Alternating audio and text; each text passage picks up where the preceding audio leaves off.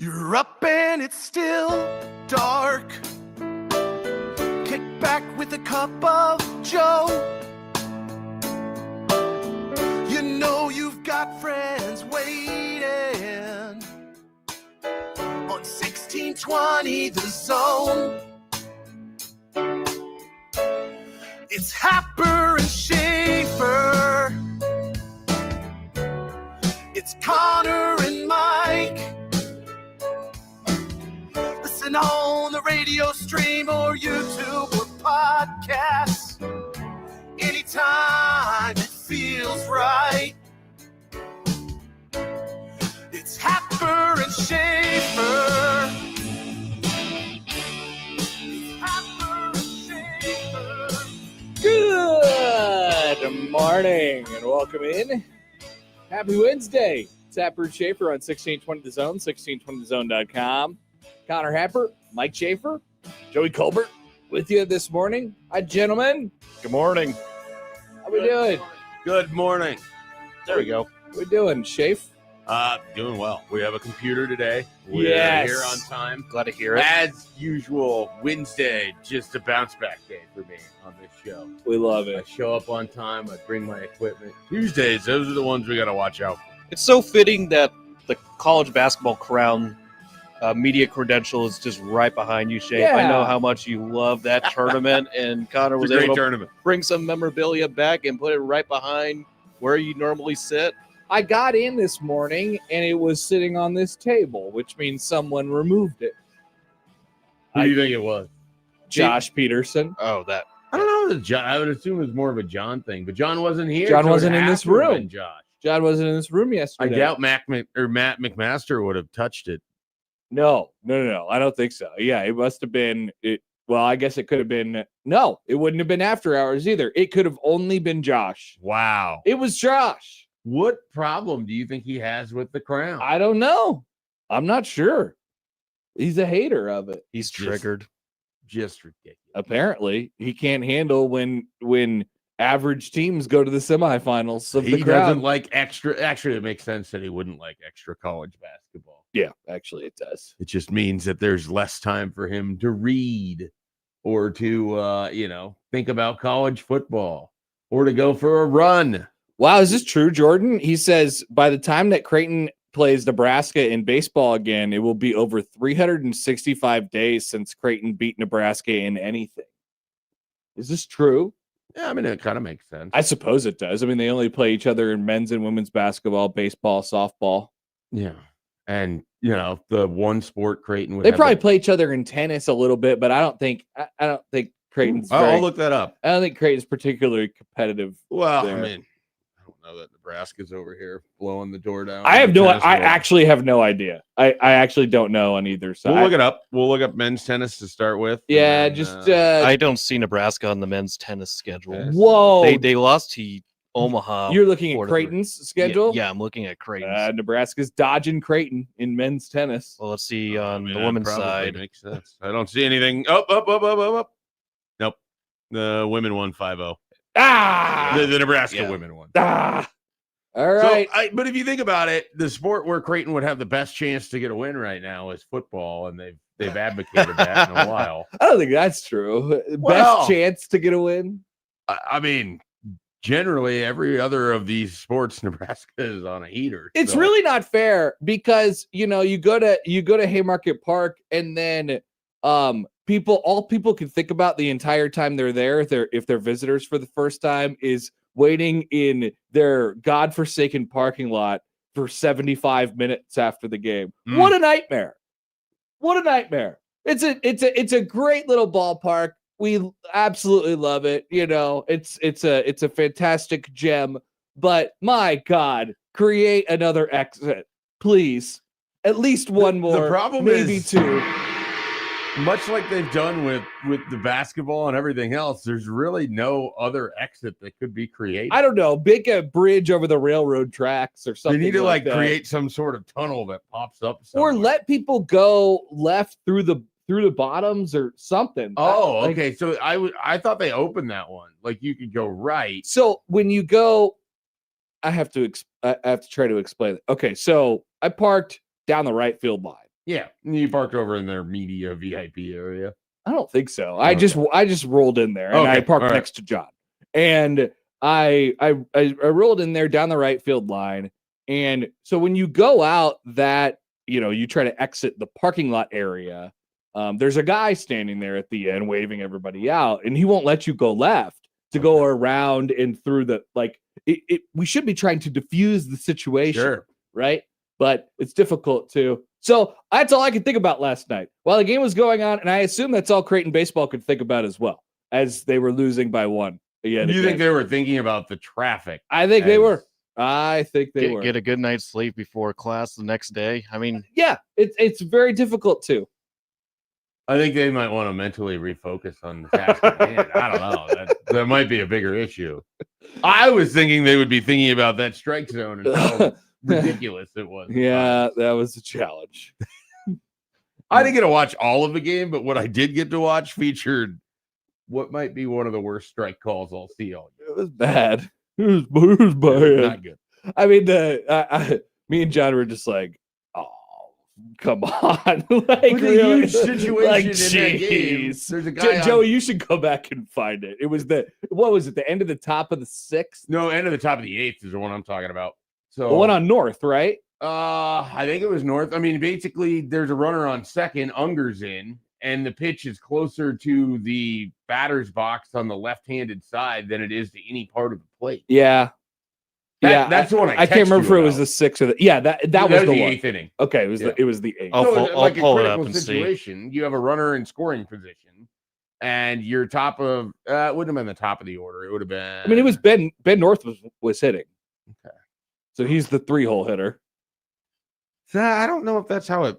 I'd have to go back and look at who Unger actually faced, but I don't remember it being Ben North. But that's not important. What's important here is that the strike was not a strike.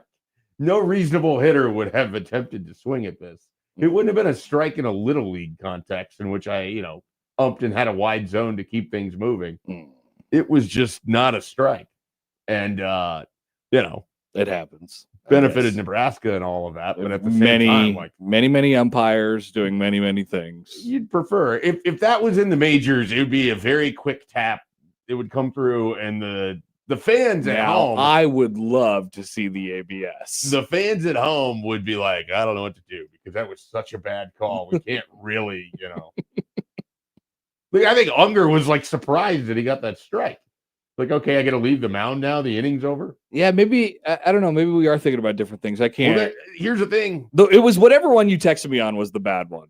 Yeah, well, people that watched the entire game said that there was, inconsistency throughout. I would agree. There often is in college baseball. I would agree. Also, a little chatter, a little juice between the two sides last night. Well, the double play that started the 8th inning. What's up with Nebraska and getting into some skirmishes Unger these days? Kind of letting somebody. So I think it started, and we can get into this later, but I think it started.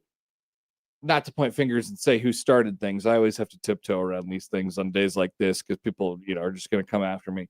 But I think it started when Horn finished off his outing and he struck a guy out or whatever, and then stared into the dugout, which is fine and normal. And then Creighton's guys were going out to take the field, and Lou Rice, Creighton's left fielder, who was going directly through the infield to get from the first base, which is the route that one takes to left field, out to left field, must have said something in his direction.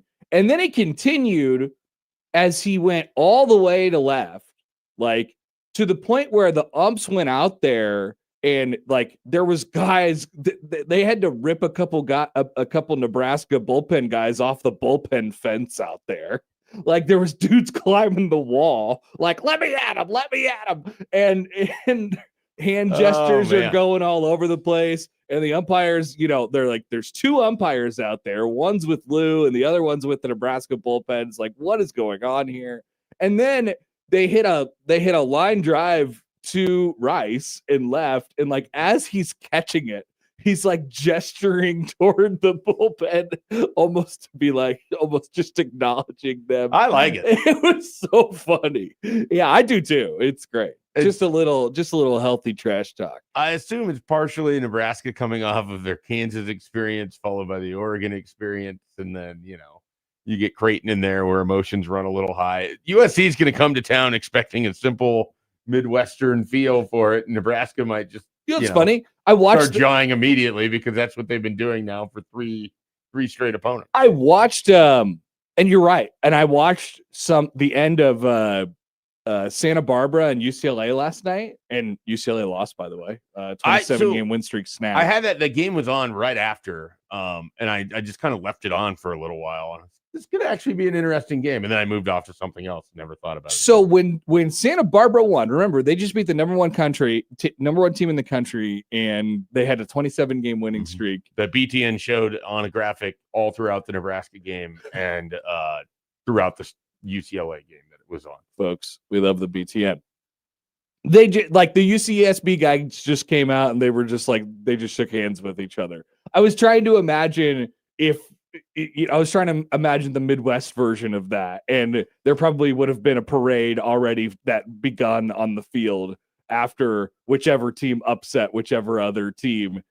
For whatever reason, I mean those West Coast guys, it's just the West Coast attitude. They don't really, Yeah, there's not a lot of pumping fists and saying, but in the Midwest, there do be a lot of that. I'm imagining the Jack Mitchell Twitter experience if Nebraska had beaten UCLA for the first time. Oh my God.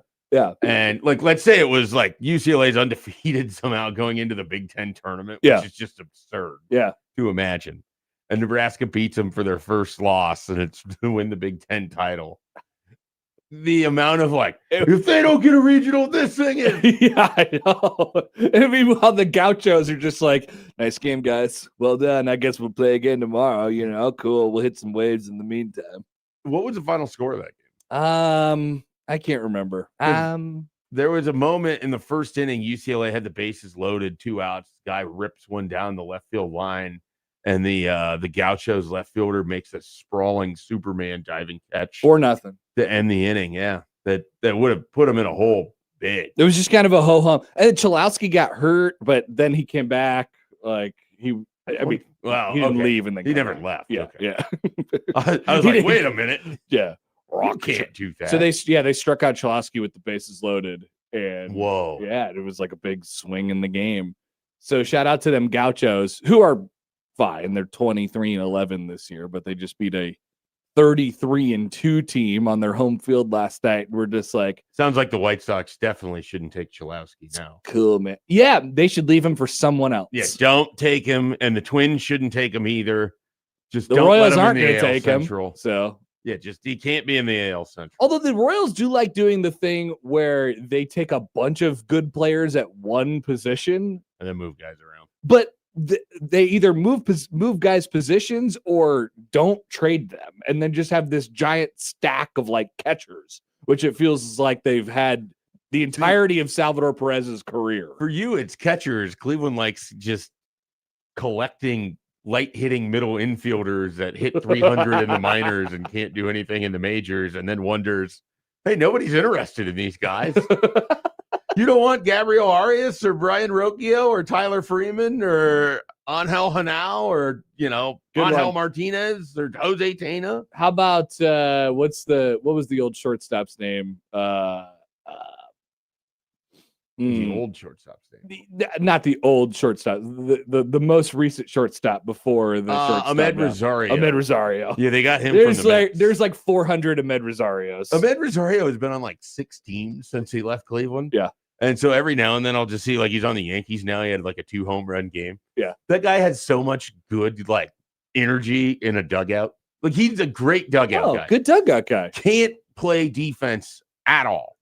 But if you have a lefty on the mound, he's a threat at the plate. The Royals, very little else. Great dugout guy, can hit lefties. At least the Royals do something a little bit different where they get potentially valuable guys. They're just really weird. Yeah, collecting catchers seems like a great idea. But it's even more specific than that. They get left-handed hitting catchers for some reason who then can't play other positions besides first or correct. And then they don't trade them because they're always scared to trade.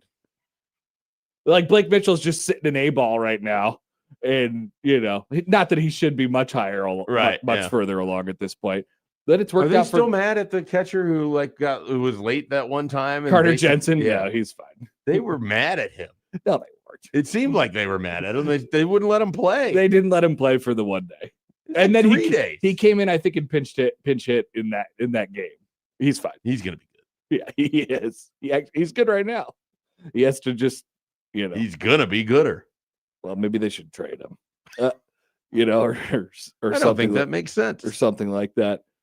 Good one from Wes. Creighton fans can at least be happy about Kalkbrenner and his Hornets winning last night. Buzz, folks. That is true. My Charlotte Hornets just beat the Miami Heat. Ooh, are you claiming the Hornets now? Sure. Yeah. And He's claiming Charlotte as his It's because city. LaMelo Ball. what happened to Bam Adebayo last night? I thought that dude scores 80 whatever point. No, Yeah, he had a hard fall, and it appeared that LaMelo kind of grabbed his ankle as he was falling down, landing on his head as well. So people are debating if there was intent on that play. I know Miami Heat's head coach Eric Spoelstra was real heated with Zach Zarba and the officials on just the lack of looking back at the replays, seeing if there was any activity leading up to that. Well, instead, we had to get 41 minutes of Jaime Jaquez last night. He had some good buckets. Just he fell through against There are a lot LaMelo of and that names that I recognize drive. in this game. There's some good college guys in this. Yeah. In this, in that Darian game. Mitchell on that team for the Miami Heat. Davion Mitchell. Mitchell. He led a good spurt for the Heat when they were down in the fourth quarter. Tyler Hero's a notable name on that team. Well, I hadn't thought about Andrew Wiggins in years, and then He's been monster game. He's been on the Heat for several years. I think he was a part of that big trade with the Warriors where Jimmy Butler was moved over because he was real unhappy with. It's interesting, the budding organization. superstar that everyone loves, Con Knipple. He played 34 minutes last night and scored 6 points. And meanwhile, Ryan Kalkbrenner played 13 minutes and scored 6 points. Probably last helped night. that Bam wasn't playing, right? Like that would matter for Kalkbrenner. Isn't Bam a big man? Yeah. Yeah, he is. I mean, he is, but Kalkbrenner is guarding Ware. He's not guarding the starters for Gotcha. most of the time. But Ware had a great game. Pat Connaughton and Liam McNeely are on this roster Yeah, too. Yep. Yeah. Liam McNeely is a part of that large draft class from the Hornets. Him, Knepel, and Kalkbrenner. Liam McNeely. People remember. People do remember, unfortunately, that one time where he went off in the building downtown. And by the way, Texter, there are more reasons for Creighton fans to be happy. They got some basketball guys yesterday that we will talk about. A text from the 515. 515, John's apoplectic on 50-50 calls that go against Creighton. Has anyone done a wellness check this morning? Yeah, he's okay. We left the ballpark last night and he was fine. So I think he made it. I don't know if Joey ever found the call. Wait, I assume was funny because we just kind of were laughing at the moment. It's like, geez, what are we supposed to do? All right. Joey's sports desk is hard at work over here. He is. There's a lot going on. That's for sure. All right. So today on the show, Sam McEwen will join the show coming up at 8:30. Sam makes his return to the show today. That is our lineup. We would love to hear from you all. 402-951-1620 on the Prairie Flower Casino Zone hotline. You can call or text that number. Tweet on the Liquid Trucking Zone Twitter feed at Happen Schaefer, at Connor Happer, at Mike J. Schaefer, at Joey Warcola. Once again, that is the Liquid Trucking Zone Twitter feed. Email Connor, Mike, or Joey at 1620thezone.com on the Equitable Bank Zone inbox. And we say good morning to our YouTube streamers today. Hello, YouTube streamers. How are we doing? Joey, what was that phone call about? It was the usual. Randy was talking about Baylor Shireman. Just more Creighton guys in the playoffs. Did Randy have a question, or is Randy No. Just talk to you specifically? Joey's sports desk. Like there's a call usually once or twice a show. Yeah. He'll usually call every once in a while. Or with he's some either tidbits. inquiring about information or just wants to chat with Joey. He didn't want to know anything in particular. No, he was giving me some tidbits. Nice. We love tidbits from Randy. Yeah. And then Joey accumulates the tidbits And can pass them on if he deems necessary. if he deems necessary. By the way, did you find the call? No, you got to let me know when I Schaefer think it was texts the- you I think- because I could time things well. Yeah, Oh, I could good time one. things Oh, on good the one. thing. recording. He texted me at 8:27 p.m. Okay, so that's like 2.5 hours into the broadcast then, because you guys started right at 6. Well, I don't know if the pregame interview's on there or not, but if we did, if the pregame interview is on there, then or I'm sorry, if it's not on there, we probably didn't go on until about 6:02 or 6:03. Okay, yeah, 2 minutes is not a large All right, difference. there you go. I'll start looking for it. Look in the neighborhood of 8:27 ish. I will do that. Elsewhere today on the show, as Joey tries to find that, we have a variety of different topics, including, yes, basketball commitments, basketball visits, basketball monies being doled out to basketball people. There's a lot of basketball things going on. Iowa football, give them the death sentence. I don't know why it hasn't already happened. Cancel them. It's unbelievable what they've done. They're cheating all to get a quarterback who basically tanked them for an entire season. I mean, they were already a terrible offense, and then Cade McNamara came in and he was awful. Trying to get a little boost, but that did not work. And in only their played favor. 4 games, and they were, it just really all that whole Cade McNamara experience did not work out for Did Iowa. not. And now they have to forfeit 4 wins. Oh, no. From the 2023 season. Elsewhere in the Big Ten, Sharon Moore does not go to jail. Congratulations to him. Elsewhere in Big East basketball, have you seen this? Have you heard about this? DeHall. Have you heard about DeHall? No. I saw it on Twitter. They I'm like, got what the heck? Magoon. Oh. They got Magoon Guath out of the portal, the San Diego State 7-footer guy. DePaul.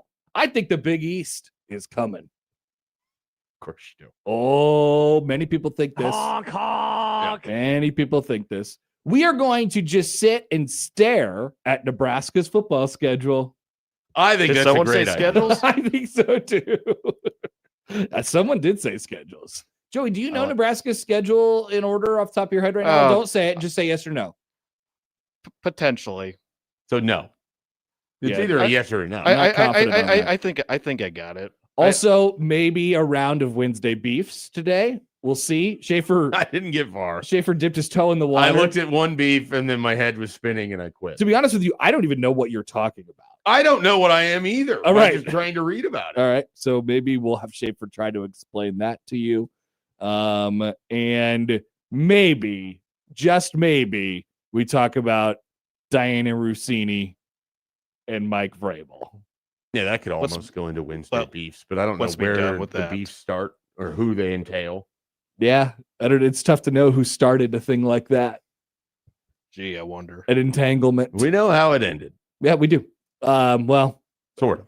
kind of. We have a result at least. So that is the setup for the show today. We are pleased that you have decided to join us. If you're Thank still you. in the parking lot at Haymarket Park, we say good morning to you all.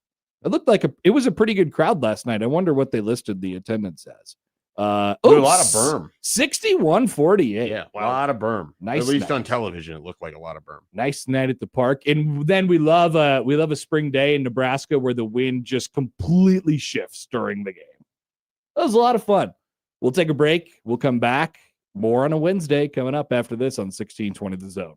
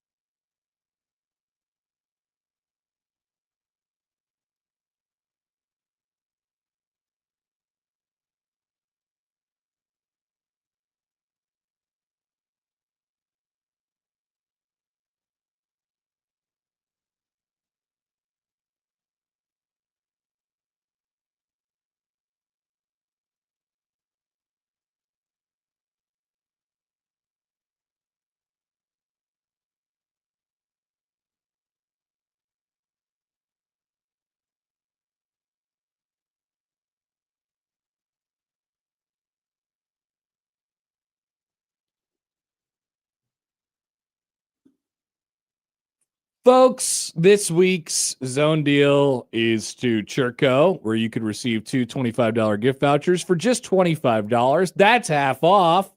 Churco, perfect for date night or any night. Located at 192nd Q, CIRCO, Omaha.com. Matt, we'll have your chance to win Churco gift certificates this week on his show. You can find the zone deal Friday at 9, 1620thezone.com. All right, Joey, you found it. Yes, I did. You have found the. I don't even know how this sounds. I don't know how we reacted, but Schaefer at the top of the show. Remember, Mike Schaefer brought this up. He said the call in the top of the eighth, the strike three call from Unger to Ben North was bad. I didn't say that. He said that. I said it. So here's how it sounded on the Creighton radio broadcast last night. 1 ball, 2 strikes, the pitch. Oh, they called him out on the outside corner on a pitch that looked outside. Unbelievable. And Belarjan can't believe the call. That was Belarjan. Yeah, I was pretty sure it wasn't Ben. Chris Belarjan. That's her. Me and John have come up with weird things, and one of them is pretending that every baseball player is an SNL character for some reason. Okay. I'm not sure. We've bored So ourselves. you do like the big voice? Of Chris Belarjan. like he's Chris Kattan or something. There you go. It wasn't as bad as I thought it was. The call was bad. I just remember The reaction was the what it was. reaction. It was I just comical. remember being like, oh, come on, man. That ball would have had to do some real work to get to the outside corner. It would have. It would have. Unger's tough enough as it is. Yeah. And so and he would have probably found a way to get out of that against that portion of I Creighton's think lineup. It says a lot about Nebraska's bullpen that in a midweek game, Unger has to go 2 innings to get you home. You know what? They Like, just don't have enough there Clark was good. today. Yes, on that Or last particular night. night. On that particular night. And who was the guy that bridged the gap after that? Oh yeah, it was Ty Horn. Yeah. I mean, obviously, Well, he was good, yeah. the Ty Horn situation, Brunt's kind of talked about it. So he's not gonna start, and he might not even pitch this weekend. They can't reliably get 5 innings out of him Yeah. right now. Like he's just really inefficient. I don't know if he's lost or if they have to solve things mechanically. I wasn't surprised to see him come into the game because I just figured he would get moved out of his Friday night spot after 2 or 3 consecutive weeks of just being a little rough. 4 So 4 weeks where he yeah. hadn't gotten through 5 innings. So they're gonna move everybody up in the rotation a day, and I assume Blackwitz will just take the ball on Sunday now, and you would assume that Horn would kind of slot in as just like a pickup if you need to, and a pitcher gets gets lifted from the game in the 4th. Like long he can relief. get you to the 7th or Yep. or something like that. But yeah, he was good last night. He certainly had a little bit of juice to him, a little bit of an edge to him. I believe he said after the game he was attempting to pitch with a little bit of bleep you, a little bit of a word that starts with an F. Mm-mm. Also, he wears the headband, so his hat always flies off. Yeah, it's an interesting thing for Nebraska's Or to rotation. probably keep the hat fully down. Look, the midweek thing, I mean, this is the position that everybody's in. You just have to kind of piece it together. Sure. I mean, you really do. And it was the luxury that Nebraska had last time they played Creighton on March 31st, where they could throw out Blackwitz for 4 innings. And it's like, oh, wow, you're in a really good spot. I mean, look at what Creighton did last night. I mean, Max McClellan had thrown 2 1/3 on the season. And 2 of them were last week. And so they just give him the ball and it was like, go try and get as many outs as you could possibly get us. They had a couple guys last night that hadn't thrown a lot this year, whereas they put some McClellan, guys in some spots. Unga, Yep. and Prindle. Yep. All 3 of those guys. And I thought all 3 of them were fine last night for so you just have to it's kind of like, all right, please, can you find me 3 outs here? Well, some of it is, you don't know what a guy can do until you give him the opportunity to do it. And just because he failed earlier in the season doesn't mean he's going to fail the next time he's out there. Right. So it's baseball. college baseball is tough because you have to value those weekend games really a lot, and you don't want to put guys in spots where it's unfavorable for them. And yet you also have to figure out pretty quickly, like, okay, when can we utilize this? And then the midweek is throw out some of the other guys and see if they can earn their way into that next spot. It was fascinating too, because I felt like last night had this, and John and I talked about this.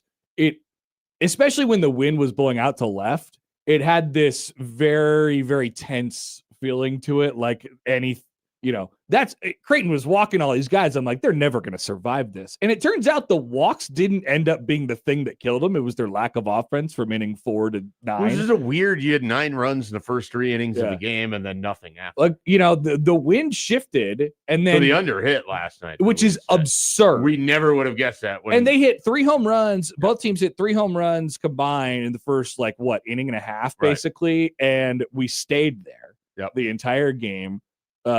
Thanks in part to 2 nice plays by Grigo at the wall, and then a home run by Grigo that just barely got over Teddy Dieter's glove. Wall scraper. Yeah, I mean, so that was a game of inches, and then 2 weeks ago, it was a game of inches too, and Creighton lost a ball in the lights, and that resulted in a run or two, and that's how it is on midweeks. If you're making more mistakes, you're probably going to end up losing. And Nebraska made less mistakes, I think, last night. I mean, obviously the walks, and they didn't kick the ball around or anything like that. They played good, clean baseball. It's one of the hallmarks of their team this year is they're pretty good defensively, and so they don't give you extra opportunities at the plate through that. And if they keep the walks down, they do a pretty good job of limiting a ton of hard contact too. But it's very much a thing where when the walks are up, it seems like they get discombobulated. Nebraska pitching walked but one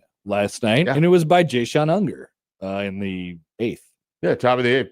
And then put the guy, it was Dieters, I think, and then he got to second. And he was the one on second when whoever was Chris Belarsian had the unfortunate reality of having a strike call that he wouldn't have hit with an oar. Yeah, Nebraska is trying to load up Haymarket Park this weekend for USC. So that's what Will Bolt kept talking about. It's a big series. It's basically a top 10 for all intents and purposes team, and it's a top 10 RPI team in USC.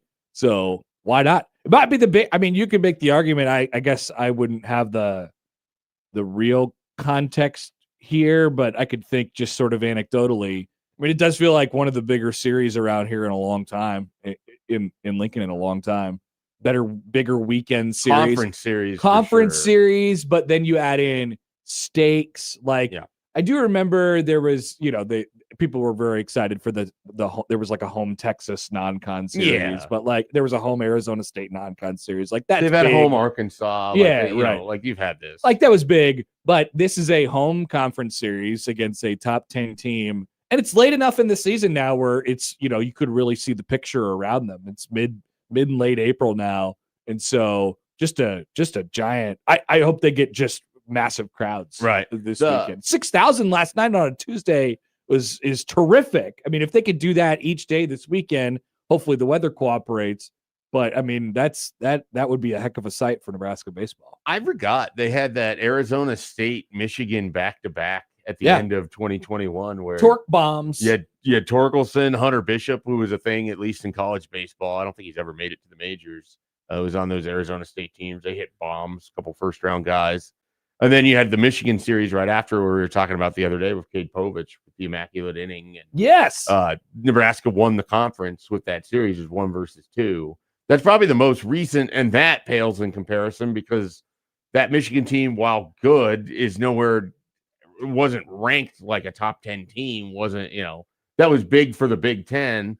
This is big in a whole college baseball situational thing. Yeah, right. Because you got 2 ranked teams, 2 teams that are sort of battling over back-to-back possibility of a regional hosting. If you do the list, like Kendall over at D1, they do the biggest 5 series of the weekend or whatever. Nebraska's been in that each of the last 2 weekends now with the series at Oregon and now USC. By the way, just so we clear this up, USC unfortunately took a nice little dip in RPI last night because UCLA lost. Oh, so they They go -5. USC is down to 13 in the live RPI this morning. Sadly, Nebraska's up one spot to I 26. suppose if they get a win on Friday night against Nebraska, they claw a portion of that back. Probably a road a win. road 25, ish type of win. And then there's still one more on the other end of that for Nebraska when they go to the Hog on Tuesday to take on KU, who is scorching hot right now. And then there's really nobody left. Yeah. I mean, K-State in the midweek, one more with Creighton in the midweek. Minnesota, Ohio State, Iowa are all Ohio pretty State rough. playing the best out of those teams, I think. Yeah, and K-State lost to UNO last night at home. Yeah, it was a shootout yesterday. Shout out to the Mavs. A shootout. It was 12-5, right? I guess it was a shootout early on in the game. I didn't see the final score. I just know the Mavericks had a lot of runs early on in that game. Yeah, I think it was 12-5. Ended up being the final. So that's kind of it. I mean, Creighton will probably be in a decent position at the end of the year. When is Creighton UNO?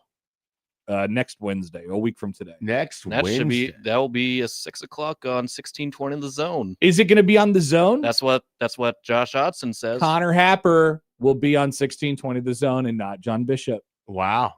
John Bishop is quitting on me because I made too many SNL references. Wait, John doesn't want to be in the. No, John is busy. Does John watch current SNL?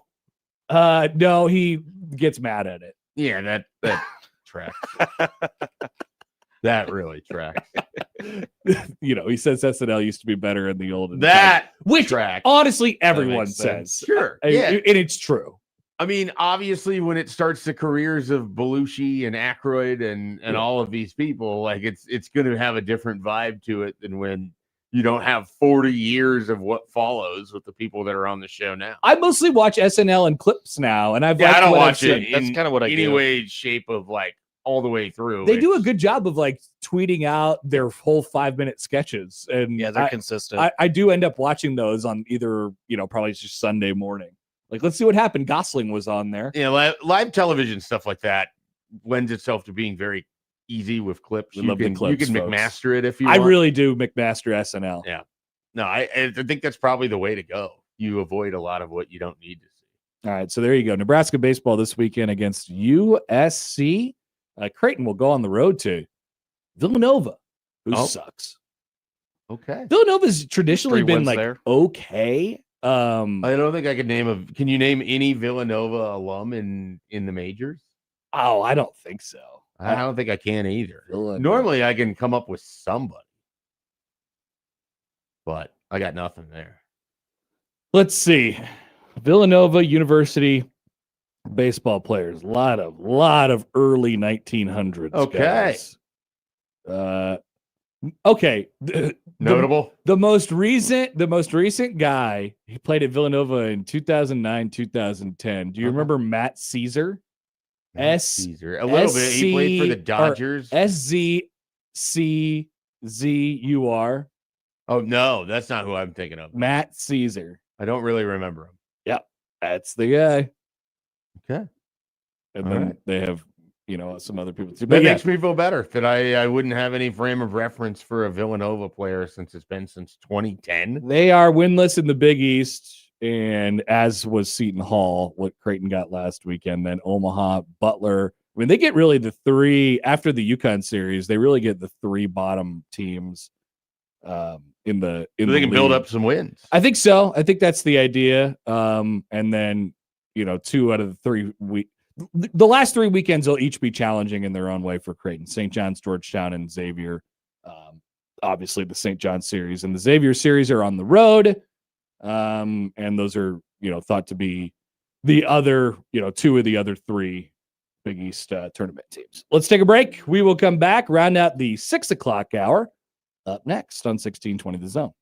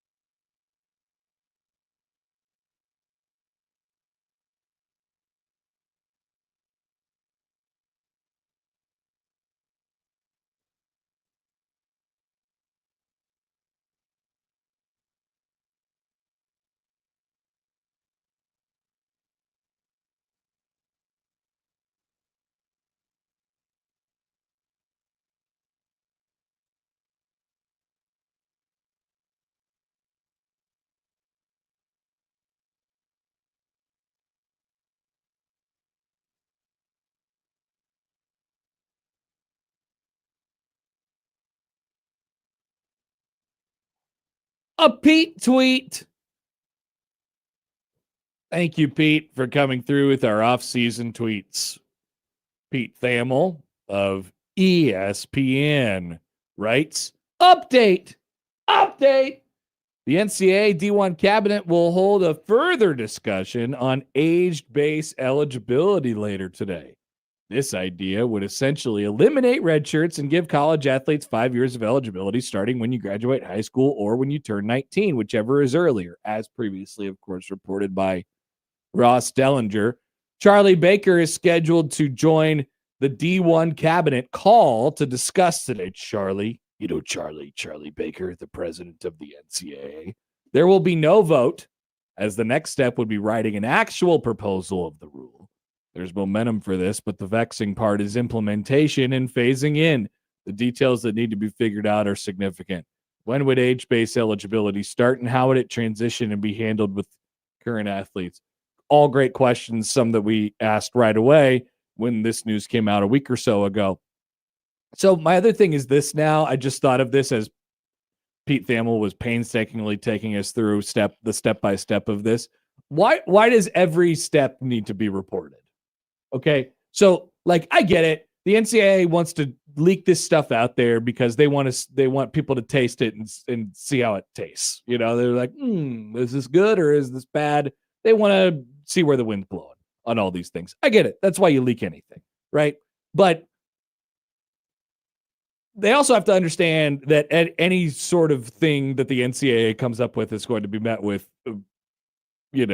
interesting and probably more emotional responses than they really know or understand. And so they have to sort of keep that in mind when they sort through all of the reaction, I suppose, to this. All in all, I mean, obviously I think the 5 for 5, as we talked about, Schaefer is good. And that was our initial question. Yeah. How do you do it? And what does it look like as far as the grandfathering process and when does it start? I think the easiest route to it, and what might be what they ultimately do, is that you start it in a specific class year, and it starts with that class, and they're the first year that can go 5. So everybody else is operating under a different set of rules, pretty much, and that's what it'll never work. That's what you did with COVID. They'll get sued. I think it's honestly, the only way that you can really implement it. Otherwise, you can't just drop it into the middle of someone's college career. Like it's that in itself is its own problem. It's funny because I hear lots of coaches. Coaches have been talking about this, and I don't know if preparing is the right word, because you can't really prepare. Like you're not going to change your roster on something that could potentially happen, especially as it pertains to NCAA legislation here.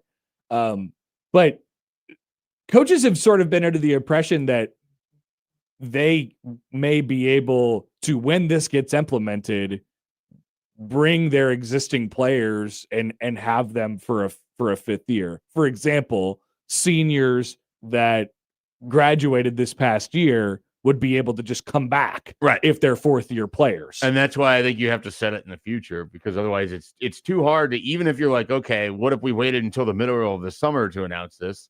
Well, then Nebraska would be like, it's even later. We still have a spot available. Jamarcus Lawrence, come on back. Right. Sam Hoiberg, come on back. It would create quite the epic. I don't think Hoiberg could. Set of circumstances. No, he's a red shirt. Yeah. Lawrence could, though. Jamarcus could, yeah. Yeah. It would create quite the epic set of circumstances for next academic year. Which, like you said, I don't think you can do it that way. I don't know what the right way to do it is. Either way, there's going to be a disruption. Yeah, I mean, people are going to complain about it. Ultimately, it gets to what I think works the best. Eliminate the waivers. You have a very specific set of circumstances that you're going to operate under, and everyone can kind of have a similar experience in that regard. No more waivers. From 19 to 24 or 18 to 23, or if you graduate at 16 because you're, the smart guy from that old ABC show or whatever it is. Nice. Doesn't matter. Good job. Good show. I like that show. Hockey Dad writes in, the age thing is dumb, but it won't work for hockey.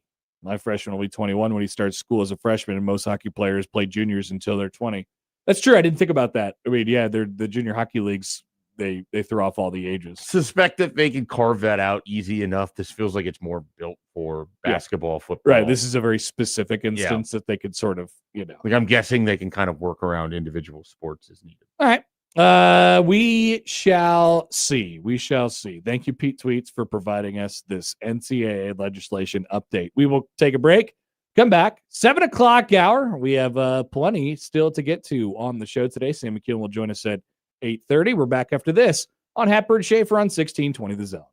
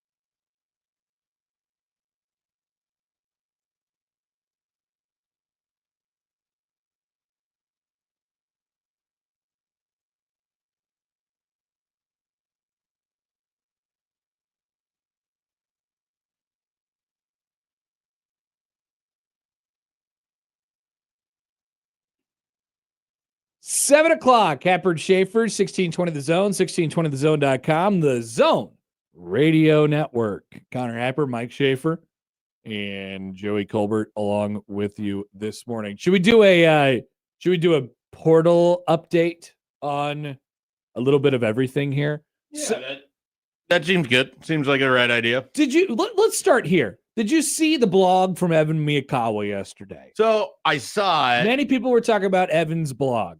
I don't know that I had access to it. Oh, you have access Okay. to it. It's All right. free. I saw the tweet. Let me rephrase it as that. That was getting shot out of a cannon a lot of places yesterday. Yes, everyone. It was one of those stories where everyone was like, you need to read this. Nice job, Evan.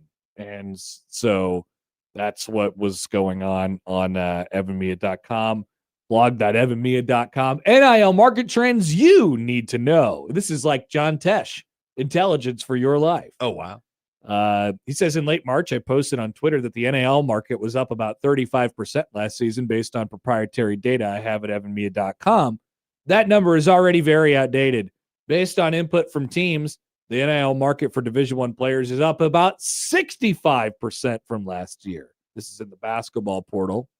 That means a player good enough to be valued at $1 million would be getting about $1.65 million this offseason. Thank you, Evan. Appreciate it. In today's article, we are going to examine several key trends in the NIL market. NIL changes from last season, market demands for high major versus mid-major players, player types that are being overvalued in the current market.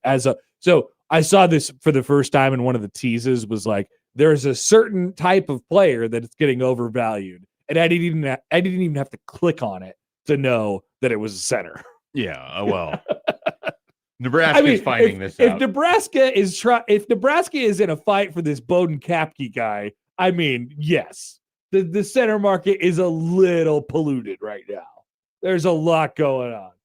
Bowden Kapke. There's a lot. I mean, like, just restate again, 65% increase.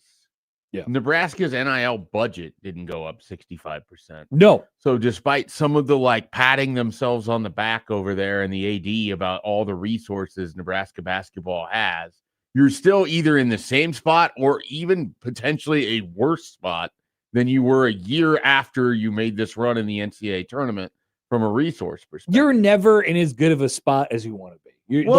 You're always, especially if you're, the only way you are is if you're one of the 5 to 8 blue bloods in the country spending $30 million on their run, which is senseless and needless, as we talked about yesterday, anyway.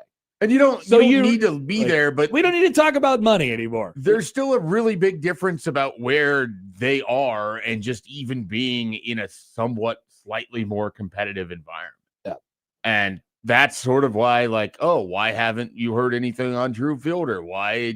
What's going to happen with Bowden Kapke? And it's like, well, you're going to have to come up with more money because your teams you're competing with are offering more money. That's right. And that's the reality of it. And it's annoying to hear. And the agents are doing a really nice job of saying this is happening and then transitioning that message back to the schools that are recruiting them. And then here we are playing their leverage out. And here we are.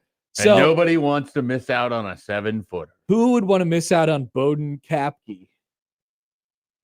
Poor Bowden Kapke. I know. I'm sorry, Bowden. Evan writes, there are about 30 teams that use, so he has his proprietary thing that he was talking about is the front office suite, which, schools can sort of plug information into.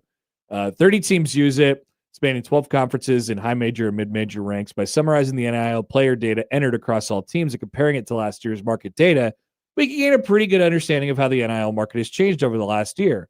As mentioned, the NIL market is up about 65% from last year.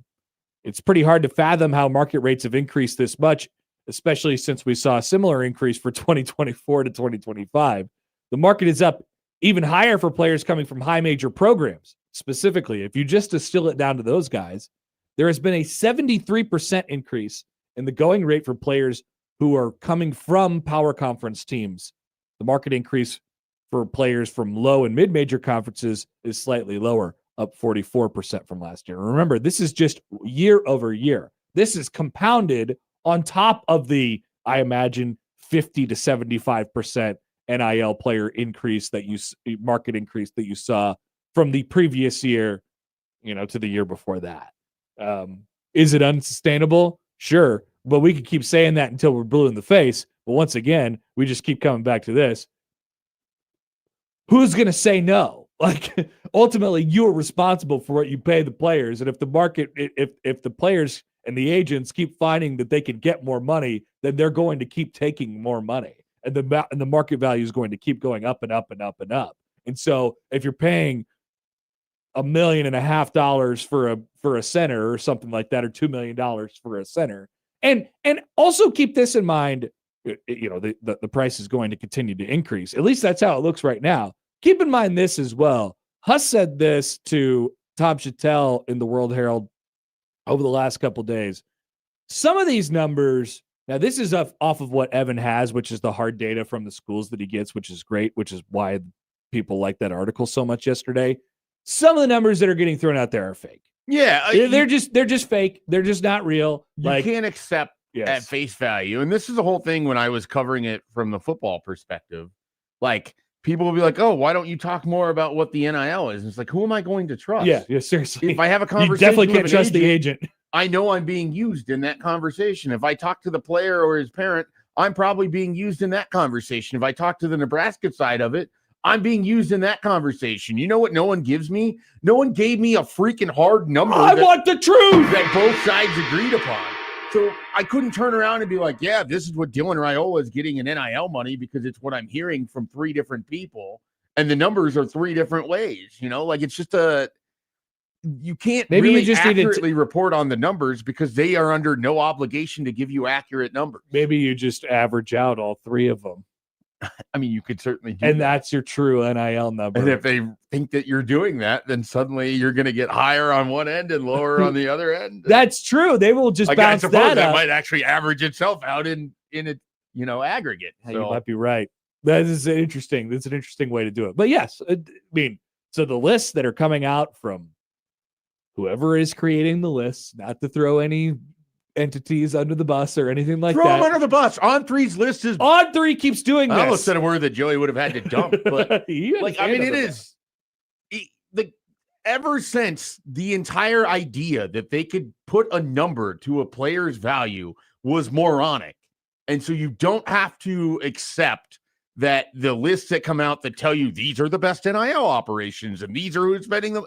It's not based on real numbers. It's based on fantasy land. So you don't have to accept it. You really don't. And that's nothing against that organization in particular.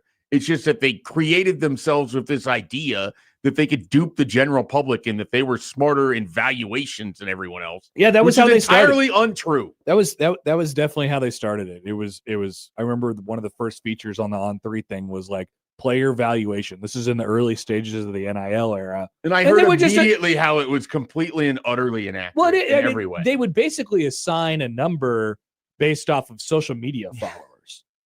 It was on a formula that didn't matter ever at any point in NIL. Yeah. And so that's how their valuations existed. And like now, obviously we've gone a lot further down the road in NIL, and there's a little bit more hard data, and players are actually getting paid like big dollar figures now. And so there's some incorrect things out there. There's some incorrect things, but to be fair, what is the correct thing? We don't know, as Schaefer just explained. Right. It's really, really difficult to do. I just like, you see all these lists that come out. It's like, here are the top, they list all the teams in the Big East or whatever. Is like, here's how much they have in NIL. It's like, what in the world are you talking about? What in the world are you talking about? It just doesn't, it doesn't make any sense. It doesn't account for. And because, not only are the numbers, the reported figures on these players, like not real a lot of times, but the number that the schools actually have to dole out to the players for their roster also isn't real because it moves. Yeah. Constantly. That's the thing. It's not a hard number. Right. It never has been, and it won't be under this current circumstance that we have. And the problem that you run into is that the rumored number that someone ends up with then gets attached to them. So if they don't end up performing at the level of expectation, all you'll hear about from the fan base, and you watched it here locally, is how player X can't live up to number Y. That's what, and he's not good enough because this is what he's getting paid, which isn't accurate anyways, which isn't really particularly fair to the player. Now, nobody wants to feel bad for somebody that's making money for playing sports. We know that's true across every level of sport. But at the same time, it is, like we have to be really careful as to what we choose to say and everything else sometimes with this. Because you hear things, you hear things all the time. I hear things all the time. I mean, look at this. So listen to this quote from Huss. This is with Chattel a couple days ago. Quote, "A lot of the numbers aren't real. The best way to get clicks on social media is to throw that out there. I think we saw that last year with Owen Freeman, allegedly making these massive amounts. Owen was paid well, but it was not anywhere near what people thought." Yeah. And Owen, once again, you said the thing about how people don't, that we apparently have no empathy for people who make more than $1 million, which is sort of absurd to me, even if they're 22 years old. And Owen's taking it on the chin like every single day, and he's hurt and all these different things. And like I see the guy who's just trying to like get better at basketball every day, and meanwhile he's got these absurd expectations because people thought that he was getting paid multiple millions of dollars to play for Creighton basketball, and he wasn't even doing that in the first place. That is a toxic situation. Yeah, it's not great. It's not great. You're not going to be able to curb that. That's always going to be a part of this. But unfortunately, in a system in which there's no obligation to provide any of this as public data, you just live in rumor and innuendoville. And that's a where bad we're going to be town. at. I don't like that town. But it makes it really complicated when, you come out and you're like, all right, we've got all these resources. We can go do what we want. And it's not really. You're always chasing. You can do what you want to a point because you can assign the limited amount of money or whatever money you have. Yes, you are in full control of that. When the market goes up 73% and your budget went up 22%, there's still a chasm there about where that, where you are in relation to where you want to be. And so you have to be smart with it. And, I'm sure as this article, I can look at the subheads, will go on to say, choosing to throw a bunch of money at a big man right now could very well be a fool's errand. At your own peril. And so, Nebraska has to have, they have to be able to move off of that plan if they get to a point where Bowden Kapke costs way more than what you're prepared to pay, which is also a reason why, someone like Berkay is not in Nebraska's plans anymore. Yeah. I would you like to share more on the Berkay situation? What happened there? From what I understand, and again, you go with what you hear on these things, and everybody has their own sort of spin as to where they want this to go. But there's two different things at work here. There's a value that Nebraska put on Berkay, which is a number. There's a number that exists in the market, and then there's a number that Berkay and his representation would like to be around because of the number that exists on the market. And these things are all wildly apart. And if you're Nebraska and you're looking at somebody that has been a good emotional leader for you and a good player, but there's things in his game that just aren't going to be, aren't going to work for what you're attempting to do, you're probably saying, thanks for everything, but we can't meet you at this number. And they're not going to come down from it, because if the market says you should get X, and you can go get it. If the fake, not real market. Yeah. I get they know what their actual numbers are, right? Wherever it is. And the teams of which we've heard about, Texas Tech being one of them. I heard the other day that Vanderbilt is involved. Oh my God. Which would be sort of amazing in some ways. Give me a non-con game between these two next year. But don't let it be anywhere within 10 hours of Lincoln. No, it has to be in San Diego. Put it in Juneau, Alaskan shootout. No, is that Anchorage? The Anchorage Alaskan shootout. It has to be, yeah. Put it up there. Yeah. So Hawaii. I think there was more to it. I'll put it this way. I think Nebraska was okay with how things played out. There might be a little bit more of, sour grapes hurt feelings on the Berkay side than the Nebraska. I will say this. It does make it, it adds a new dynamic because, like you said, Berkay was a guy that they would have wanted back, and he was an emotional leader and all At those the right different price things point. at the right price point. But if you have the understanding that you're not going to be able to get there because the numbers are so far apart, it does make it a little bit easier to just walk away. I think that's where they were. It really does. It sort of detaches the emotion from it at least a little bit. You're Right. like, yeah, we love you, man, but like, there's just no way. There's just no chance that we could do this. And if they're willing to say, all right, peace, then cool. And again, that's why that really makes it easy. It makes it a non-decision.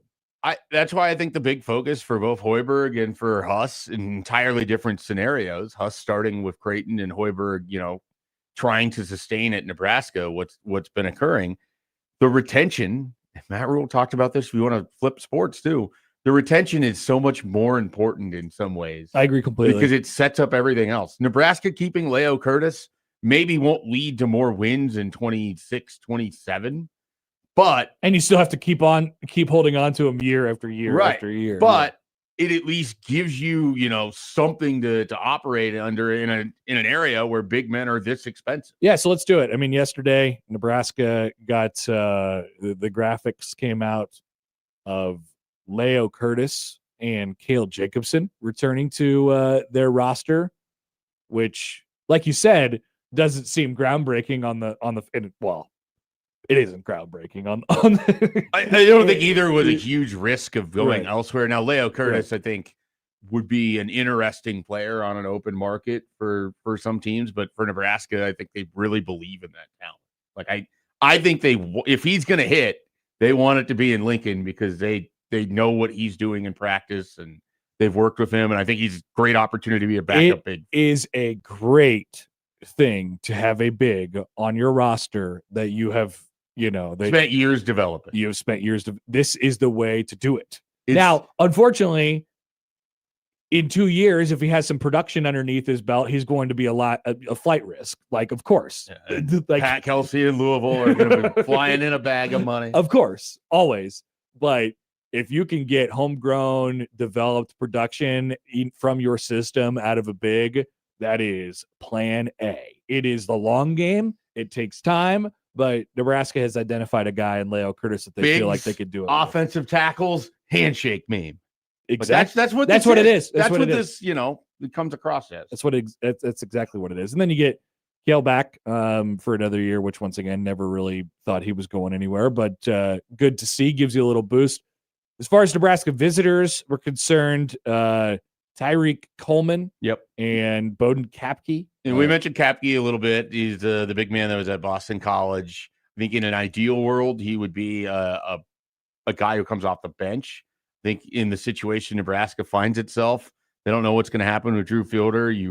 I think they felt great about Bowden Kapke, and the market kind of shifted on him to an area where he's more expensive. It's crazy. And so, ridiculous. Nebraska is kind of in a spot where they're two big men. I think they have a lot more questions than they would have thought maybe even a week ago. Fielder expected to make a decision between Nebraska and Washington. Really close to call on that one. And then Tyreek Coleman's fascinating. So from what I've heard, Tyreek Coleman visited Nebraska yesterday. I think he's still here today, and then he's supposed to hit Utah State and potentially Iowa this weekend. And what was the school he was most recently playing at? He played at Illinois State. That's right. And this is a guy that it sounds like Nebraska's enamored with. He is smaller. So he's not like anything else that, he's not 6'4", he's not 6'5". He would sort of be in a perfect world, you bring him off the bench as kind of your scoring guy in a 6-man role. He's very fast.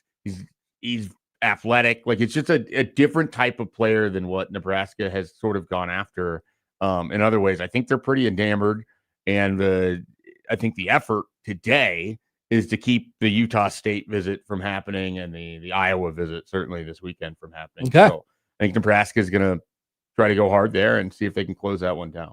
For Creighton yesterday, it got busy for about 85 minutes in the from about 4 to 5, 25 or whatever it is. So surprise one, Wes Enos committed to Creighton. He was he was at South Florida last year, which is interesting because he was playing under coach Brian Hodgson, who famously wants you to know that he has an attractive wife and is now the coach at Providence. And so last year, lots of 3-point shots went up from Wes Enos. 35% 3-point shooter, shot 304 threes. A really, really interesting sort of 2-guard that I think kind of pairs well just off of, off of my eyesight, kind of pairs well, not on the floor at the same time with, but as a equal to Austin Swartz. The sort of, even though Enos comes from a different profile from the perspective of he tore it up at a D2 school before he went to South Florida, then had a good year at South Florida. He was good there. Swartz was, a non-factor at Miami in his first year and then played at Creighton, but you see the sort of athletic profile that he has and a guy who's really, really capable of scoring when he gets hot. So I find that to be sort of an interesting, combo of those two guys. So they got his commitment yesterday. Then a junior college center by the name of Wesley Rosa committed to Creighton, 7'2" guy.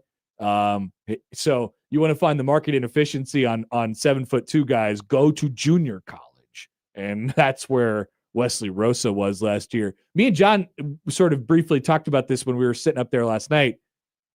Is that it may be the tallest Creighton basketball player of all time. Oh, that's fun. I don't know if they've had a 7'2" guy. I'm not sure that they have. John said that they listed Kalkbrenner at 7'1". But there's, so you got a chance to have the tallest, whatever that means, Creighton basketball player of all time, and Dodge City product Wesley Rosa, who is slated to kind of be your backup big with Oswin. And then there was a report that Creighton had got a commitment from San Diego State guard BJ Davis. And then that was not necessarily backed off, but not confirmed by enough people to where you're like, oh, this is definitely happening. BJ Davis, last year in his junior year at San Diego State, basically ended up being their point guard. As a junior, he would have 1 year of eligibility left. So that would probably help answer your question at the point guard position, which is certainly what they would be trying to hone in on, after the commitment of Enos yesterday, and then getting a backup big. I mean, that was kind of it, right? Backup big after Oswin, and then, ball handling point guard. Not sure what ended up happening with, or is currently happening with Bug Edwards, and then who else am I missing? Oh, the UAB guy. I wasn't following it sort of minute to minute yesterday, but all the stuff happened within about an hour or so. And so we'll see what the portal brings today. It was interesting though to see Creighton get a guy sort of out of nowhere. I mean, that doesn't really that's the Enos guy. Yeah. Well, that's kind of the portal. You get your information, you're tracking it, and then boom, this other thing happens that was not necessarily on the radar. And it just shows you these guys are working constantly. So I just had a caller just told me that Creighton had a 7-footer named Mike Heck out of Papillion. He was in the 70s. I looked him up. He was 7'1". Not gonna meet Wesley Rosa, unless, of course, the possibility comes true of Wesley Rosa not actually being 7'2". Are you accusing Dodge Community College of potentially having a smaller ruler? Kalkbrenner, I always thought they listed Kalkbrenner at like 6'11", and when he went to the draft, he ended up being like taller than what he was listed at Creighton, which is usually the opposite. There was something with Kalkbrenner didn't want to be seen as like only a 7-footer or like whatever it might be. But I always find that interesting because first of all, it fits his personality completely. I'm just like a completely unassuming guy, and he's like, yeah, I'm sure you can call me whatever you want. And then he goes to the draft and takes his shoes off, and it's like, hey man, you're actually taller than everyone thought you are. What's going on here? Did you grow? And yeah, right. Like, no, I didn't grow. It just Been the same height. I just Now I'm 7 foot. Yep. So there are the things that are going on in the transfer portal for the local schools, on top of people spending too much money on things. Yeah, just a lot happening in the portal, as one would expect. The So, portal will turn on today, like sands through the hourglass. These are the portals of your life. These are the portals of our lives, unfortunately. We're back after this on 1620 The Zone.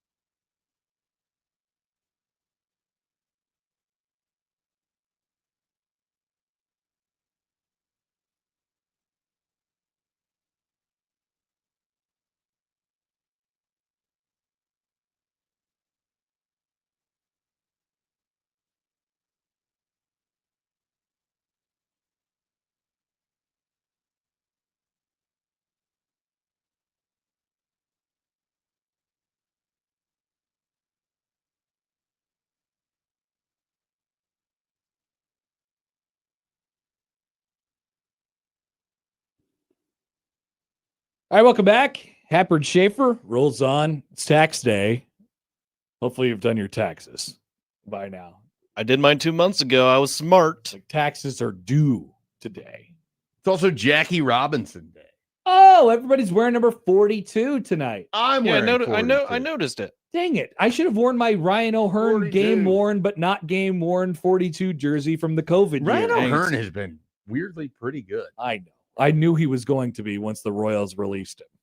He was actually He was- okay with the Royals, he was- and then he was No, he was not okay with the Royals. He was ass with the Royals, and then he was an good with Oriole, Baltimore, and he was good. and now he's with the Pirates. Now he's with Pittsburgh Pirate, who apparently the Pirates are He was good. okay when he was Bro Hearn. He had maybe like 2 stretches of 2 weeks where he Okay. was fine. He was mostly horrible. And I knew that he was going to go somewhere else and be good. And sure enough, Baltimore got to reap those And benefits. now Pittsburgh. And now the Pittsburgh Pirates, who are good, who seem to be good. But that wasn't a surprise to us ball knowers Ball knowers. here on Happer and Schaefer. Iowa football. They got some news yesterday. And it was from the NCAA. It's never good when you receive a message from the NCAA. Yeah, they're never telling you what a good job you're doing or to keep it up No. or anything like that. They are not a very encouraging group. No, No, they're it's not. kind of the opposite. Nice job, They're guys. often like, stop doing that. Tampering violations occurred in the Iowa football program when current football head coach Kirk Ferentz and assistant coach John Budmeyer had impermissible contacts with a student athlete who was enrolled in another NCAA school at the time who had not yet entered the portal, according to a decision released by the D1 Committee on Infractions hearing panel. Budmeyer also communicated with the student athlete's parent before the student athlete entered the transfer portal. Ferentz, Kirk, previously agreed that he also violated head coach responsibility rules due to his awareness of the personal involvement in the violations. This occurred in 2023, and we have deduced that the player involved is none other than Cade McNamara. Iowa has already, tried to get out in front of this. They have said, yeah, okay, sure. We called Cade McNamara an hour before the transfer portal opened. Whatever. Kirk will suspend himself for 1 game. This is it, and you do all that in order with the hopes that To avoid the hammer. Exactly. With the hopes that the NCAA will come in and say, all right, you've done enough. You've paid your dues. Let's move on from this situation. Stamp it. Case resolved. This was not what the NCAA decided to do.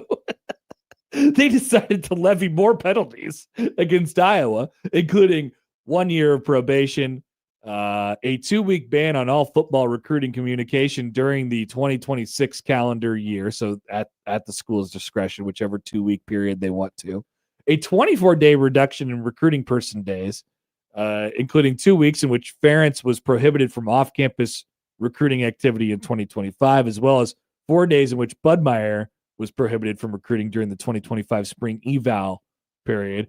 A vacation of all records in which the student athlete competed while ineligible, and a 1-game suspension, which has already been served by Kirk Ferentz and John Budmeyer themselves. The vacation of records, which I believe will take 4 more wins away from Kirk Ferentz. Oh, wow. Ouch. I suspect he'll still fondly remember those wins that they had. I think one of them was like Utah State. When this is 2023. So what are the games? I think it was Probably one of them against Northern Iowa at some sort. Yeah. Probably Iowa So he State. took his suspension to start the MAC team. 2023. So it was whichever year that had Cade McNamara. Remember, Cade Yeah, McNamara Utah got State. hurt. I remember. This was the drive to whatever year with Brian. The year that their offense was really truly horrible. Yeah, the Brian Ferentz. Drive to 325. Yeah. Absolutely horrible idea, but I mean, what a nightmare of a season. So the wins off the board include Utah State, which like I said, I remember they played Utah State to open the year, and McNamara wasn't very good. Their offense wasn't very good. He was horrible. They play Iowa State the next week. They win that. They play Michigan or Western Michigan, and they win that. And then they lose to Penn State, so you can't vacate a loss. It would be sort of funny if there was something extra that you could do there. And then they beat Michigan State 26-16. and that was the other vacated win. Ouch. So You'd love to have those wins back, but you can Sure. never have them now. You only have the memories. John writes in on the text line, if you get caught tampering and it is for Cade McNamara, can't you just point out that it was, in fact, Cade McNamara who you were tampering for? I think no. I think that unfortunately it doesn't really matter which player it was that you were tampering. They for. served their penalty by having to play Cade McNamara at quarterback. And now they serve an additional court of public opinion penalty because it was Cade McNamara. It's not Giancarlo's fault. It was Giancarlo's fault, actually, in this case. It was Kirk Ferentz's fault. They big time tampered, and it's very, very illegal. Here is a statement from Iowa Moon family head football coach Kirk Ferentz. Quote, I am disappointed by the NCAA's decision today. Throughout the process, our program has been open and honest about my mistake, contacting a potential player in the hours before it was permissible by NCAA rules. I felt it was important to make amends for the issue, which is why I voluntarily served a 1-game suspension to start the 2023 season. I should be reading this in a different, more indignant voice. I believe today's decision by the NCAA vacating 4 wins in our 2023 season is overly harsh and inconsistent with the violation. As I tell our team and staff, it is how you respond and move forward that defines you. Our focus is on the 2026 season, and that is how we are moving forward. Kirk Ferentz, I've always thought that what he should do is get up and sing My Way by Frank Sinatra at his last karaoke event. And basically he was doing that yet again in this statement. Man, I served. What do you want me to do? I already had to have Cade McNamara on my football roster and employ him as the quarterback for at least 5 games, which was horrible. Do you remember? And I served a 1-game suspension the next year, which was horrible. Do you remember when Michigan attempted to gaslight all of college football with the idea that they were being targeted by the NCAA over a burger, witch hunt, over a hamburger? Yes. And it turned out it was not just a hamburger. It was not. I suspect that for all of this to still be levied, it was more than just a couple hours in advance of the portal window. I don't know. Schaefer, I'm not sure. Like, I don't know. I kind of feel good about that. It was more than just a couple hours. Like Kirk was just like, look, man, like, whatever. This did not work out well. I'll take my suspension. We'll make it look good. I'm not saying that it was a witch hunt here, like whatever. But the NCAA has a little bit of a track record of taking low-hanging fruit and trying to make examples of them, and absolutely ignoring the high-profile cases. Well, I mean, like doing absolutely nothing on the high-profile cases and the chances that they actually have to inflict real damage on these programs. They're like, pass.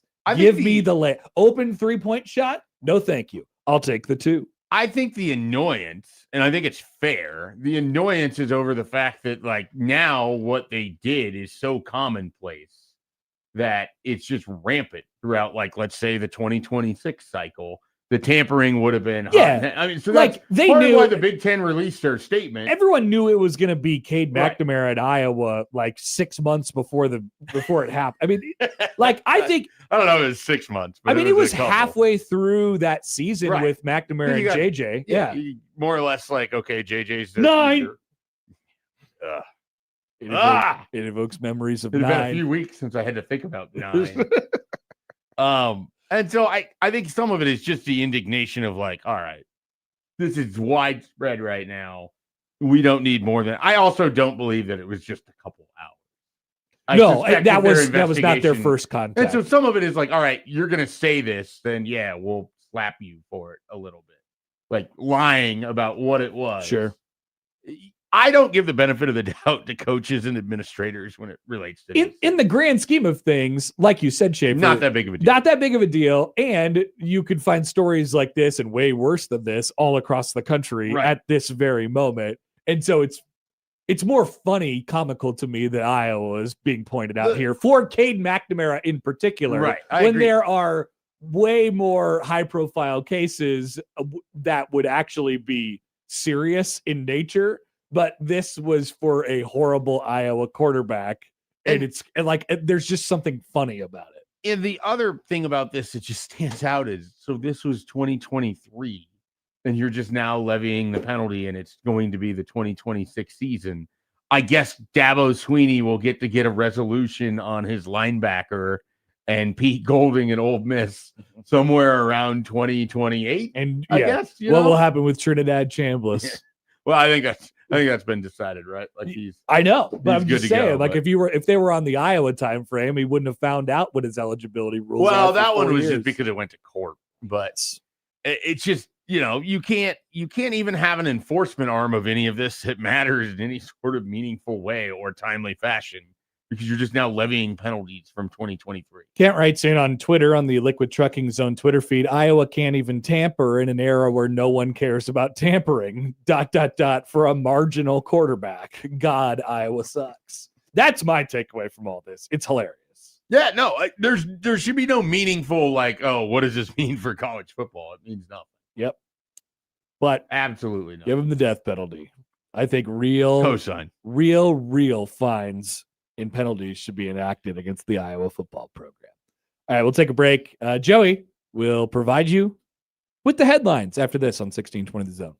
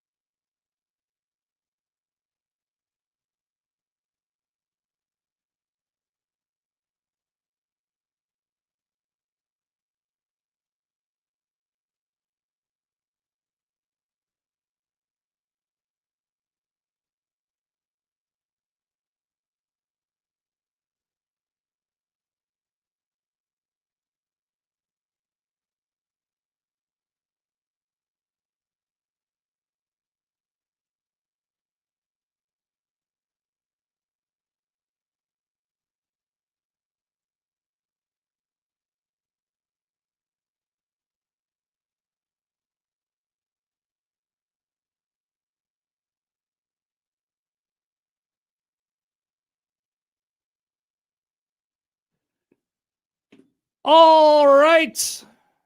Joey Man, our dear What's up? friend, he's got headlines, folks. Yes, he's I do. also cooking up a Joey leak.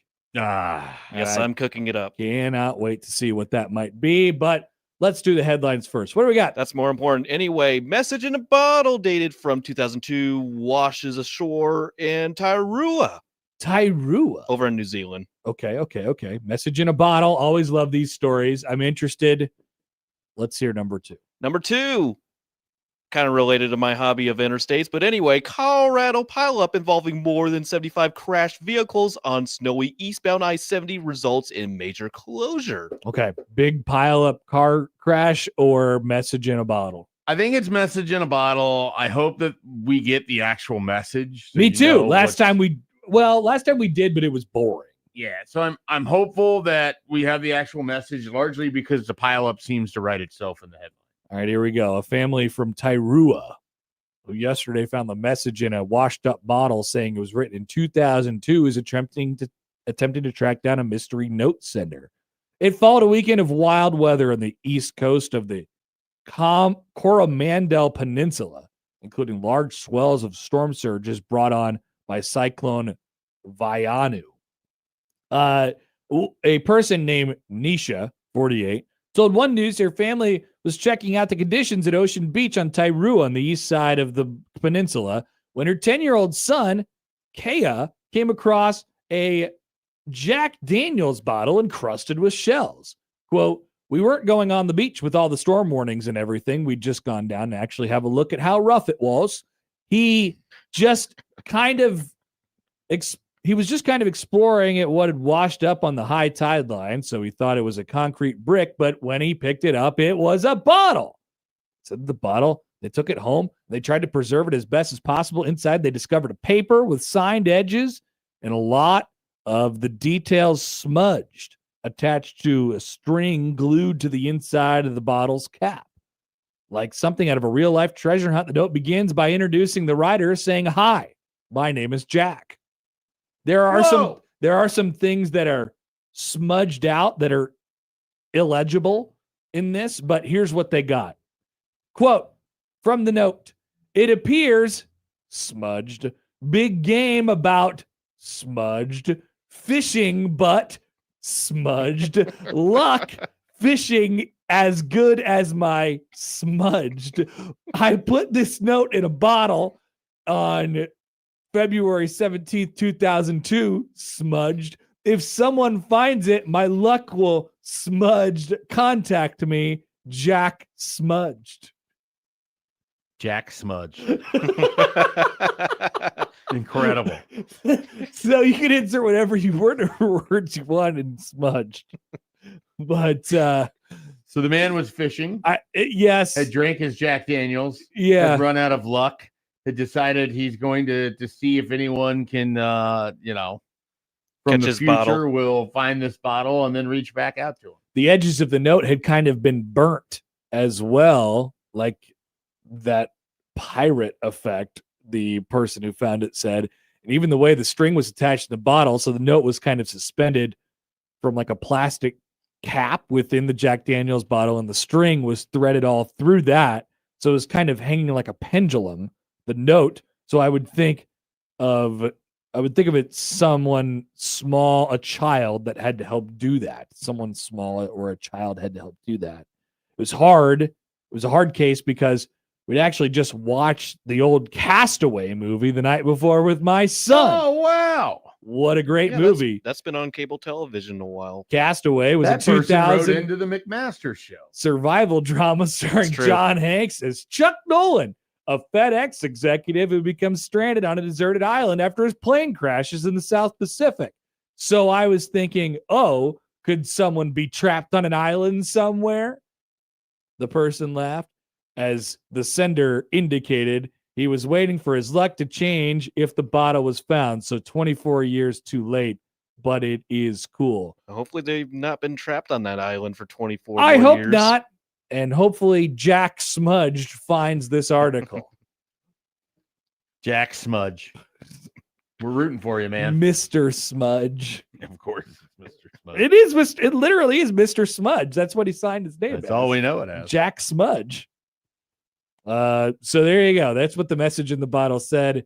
It turns out that messages in bottles are not quite as romantic as they are in the movies. Oh, wow. You just hear about a drunk guy fishing off of a shore. He's hammered an entire I'll be bottle honest, of I kind of liked it. Yeah, I did too. Looking at the That's handwriting, he might have been drunk. It's a lot more realistic. I mean, he had to have been hammered, right? Hey, I'm just out here fishing. I thought I would write a note, put it in the bottle, and see where it goes. You're gonna find this hard to believe, but the Coromandel Peninsula, pretty gorgeous. Not surprising. Pretty gorgeous. I'd like to go to New Zealand. Yeah, that's not to give it away, but that's pretty high on the list. Of what? We were talking about the tiers, the power ranking. Oh yeah, we're gonna do Oh, future yeah. tiers for places to visit, Yeah, countries, you're like high on the list or what? A list. and we have to hold that off so I could be back for that. I'll definitely forget by the time we next do tiers with Joey, which will be in May. It will be. It's too bad you don't get a producer that reminds you all the time. The Celtics will be probably in the Eastern Conference Finals by then. It'll be semifinals. They'll probably have just finished the first round with how they space things out. Yeah, their last game of that series. If they go to Game 7, it's May 2nd. I just love that there could possibly be a team who was going to tank this year, and then they just decided to get second without their best player. They did not decide to tank. Well, I thought they were going to, maybe. All right, let's take a break. We will come back halfway home, 8 o'clock hour coming up next on 1620 The Zone.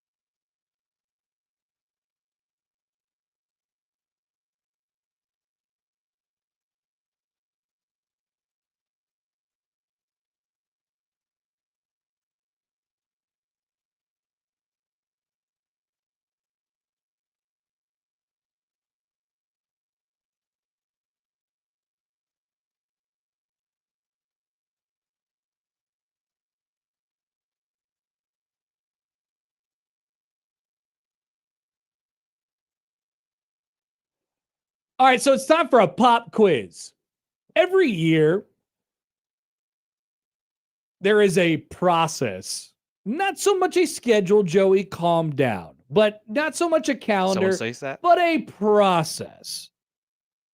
You Joey's get got through processes. the end of the season. There is just an overload of disappointment and sadness and pessimism and all those different things. And then, spring ball comes around and there's a little bit of like, oh, it's nice. I feel good because the weather is nice. Maybe I'll go on a patio and drink a beer or something like that. And you'll take just a small peek at the schedule and you'll look around. Then in May, the way too early top 25s people will be diving into their summer previews and there'll be watch lists and things like that come out, and TV times, and there's just a way that this thing sort of goes. And all along the way, in the background, you will be thinking about what the actual football games are for this fall. And you'll be subconsciously familiarizing yourself with the schedule. So we are not at the point in time at this moment where you are expected to know Nebraska's football schedule from start to finish in order by memory yet. You can use visual aids, but no visual aids for this quiz. Put your books away, kids. Mike Schaefer, please recite to me as you know it at this very moment Nebraska's football schedule in 2026. Okay. Pop quiz. It starts with Ohio, and Happer can see my screen. It's currently it's on the Kansas City Star. Yes, for you are something not that we cheating. haven't even Not discussed cheating. yet. It starts with Ohio in week 1.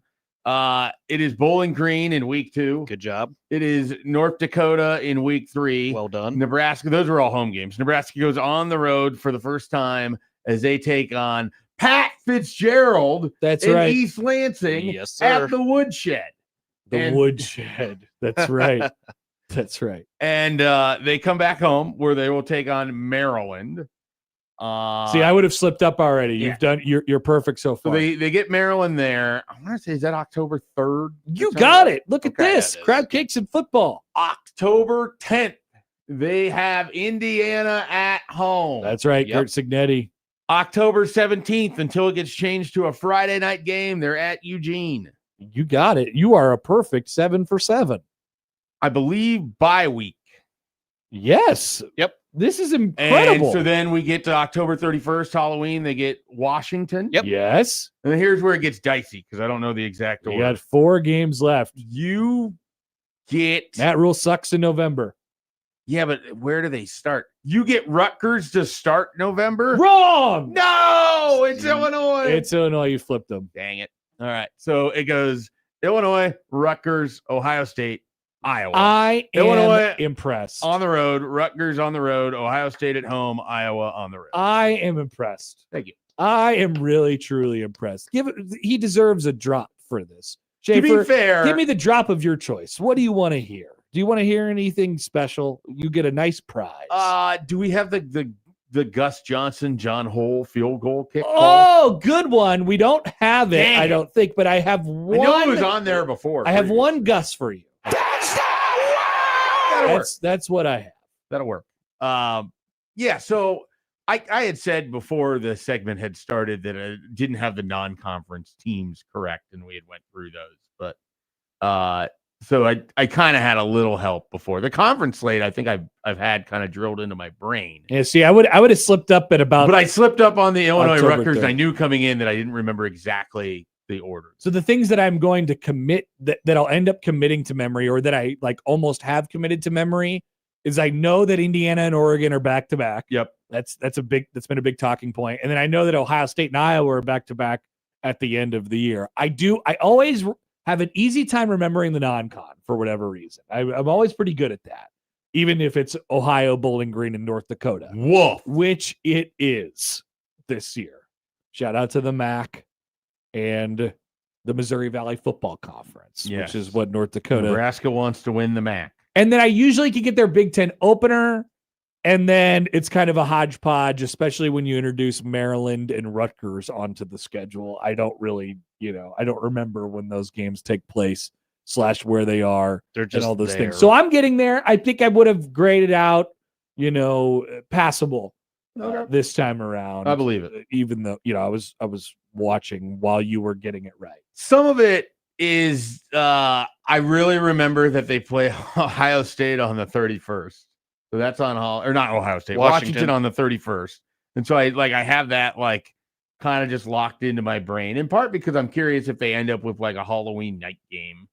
Ooh. And then that becomes its own Another blackout. alternate roster blackout situation. Well, we haven't talked about this. It's time to start introducing the topic. Maybe we'll be the first to do it. And you sort of half-heartedly mentioned it on your terrific rundown of the schedule. Where's the Friday night game? Yeah. What are your favorites for Friday night? The Oregon one. I said the Michigan State one was my favorite. That would make a ton of sense. When we talked about it a couple of months back.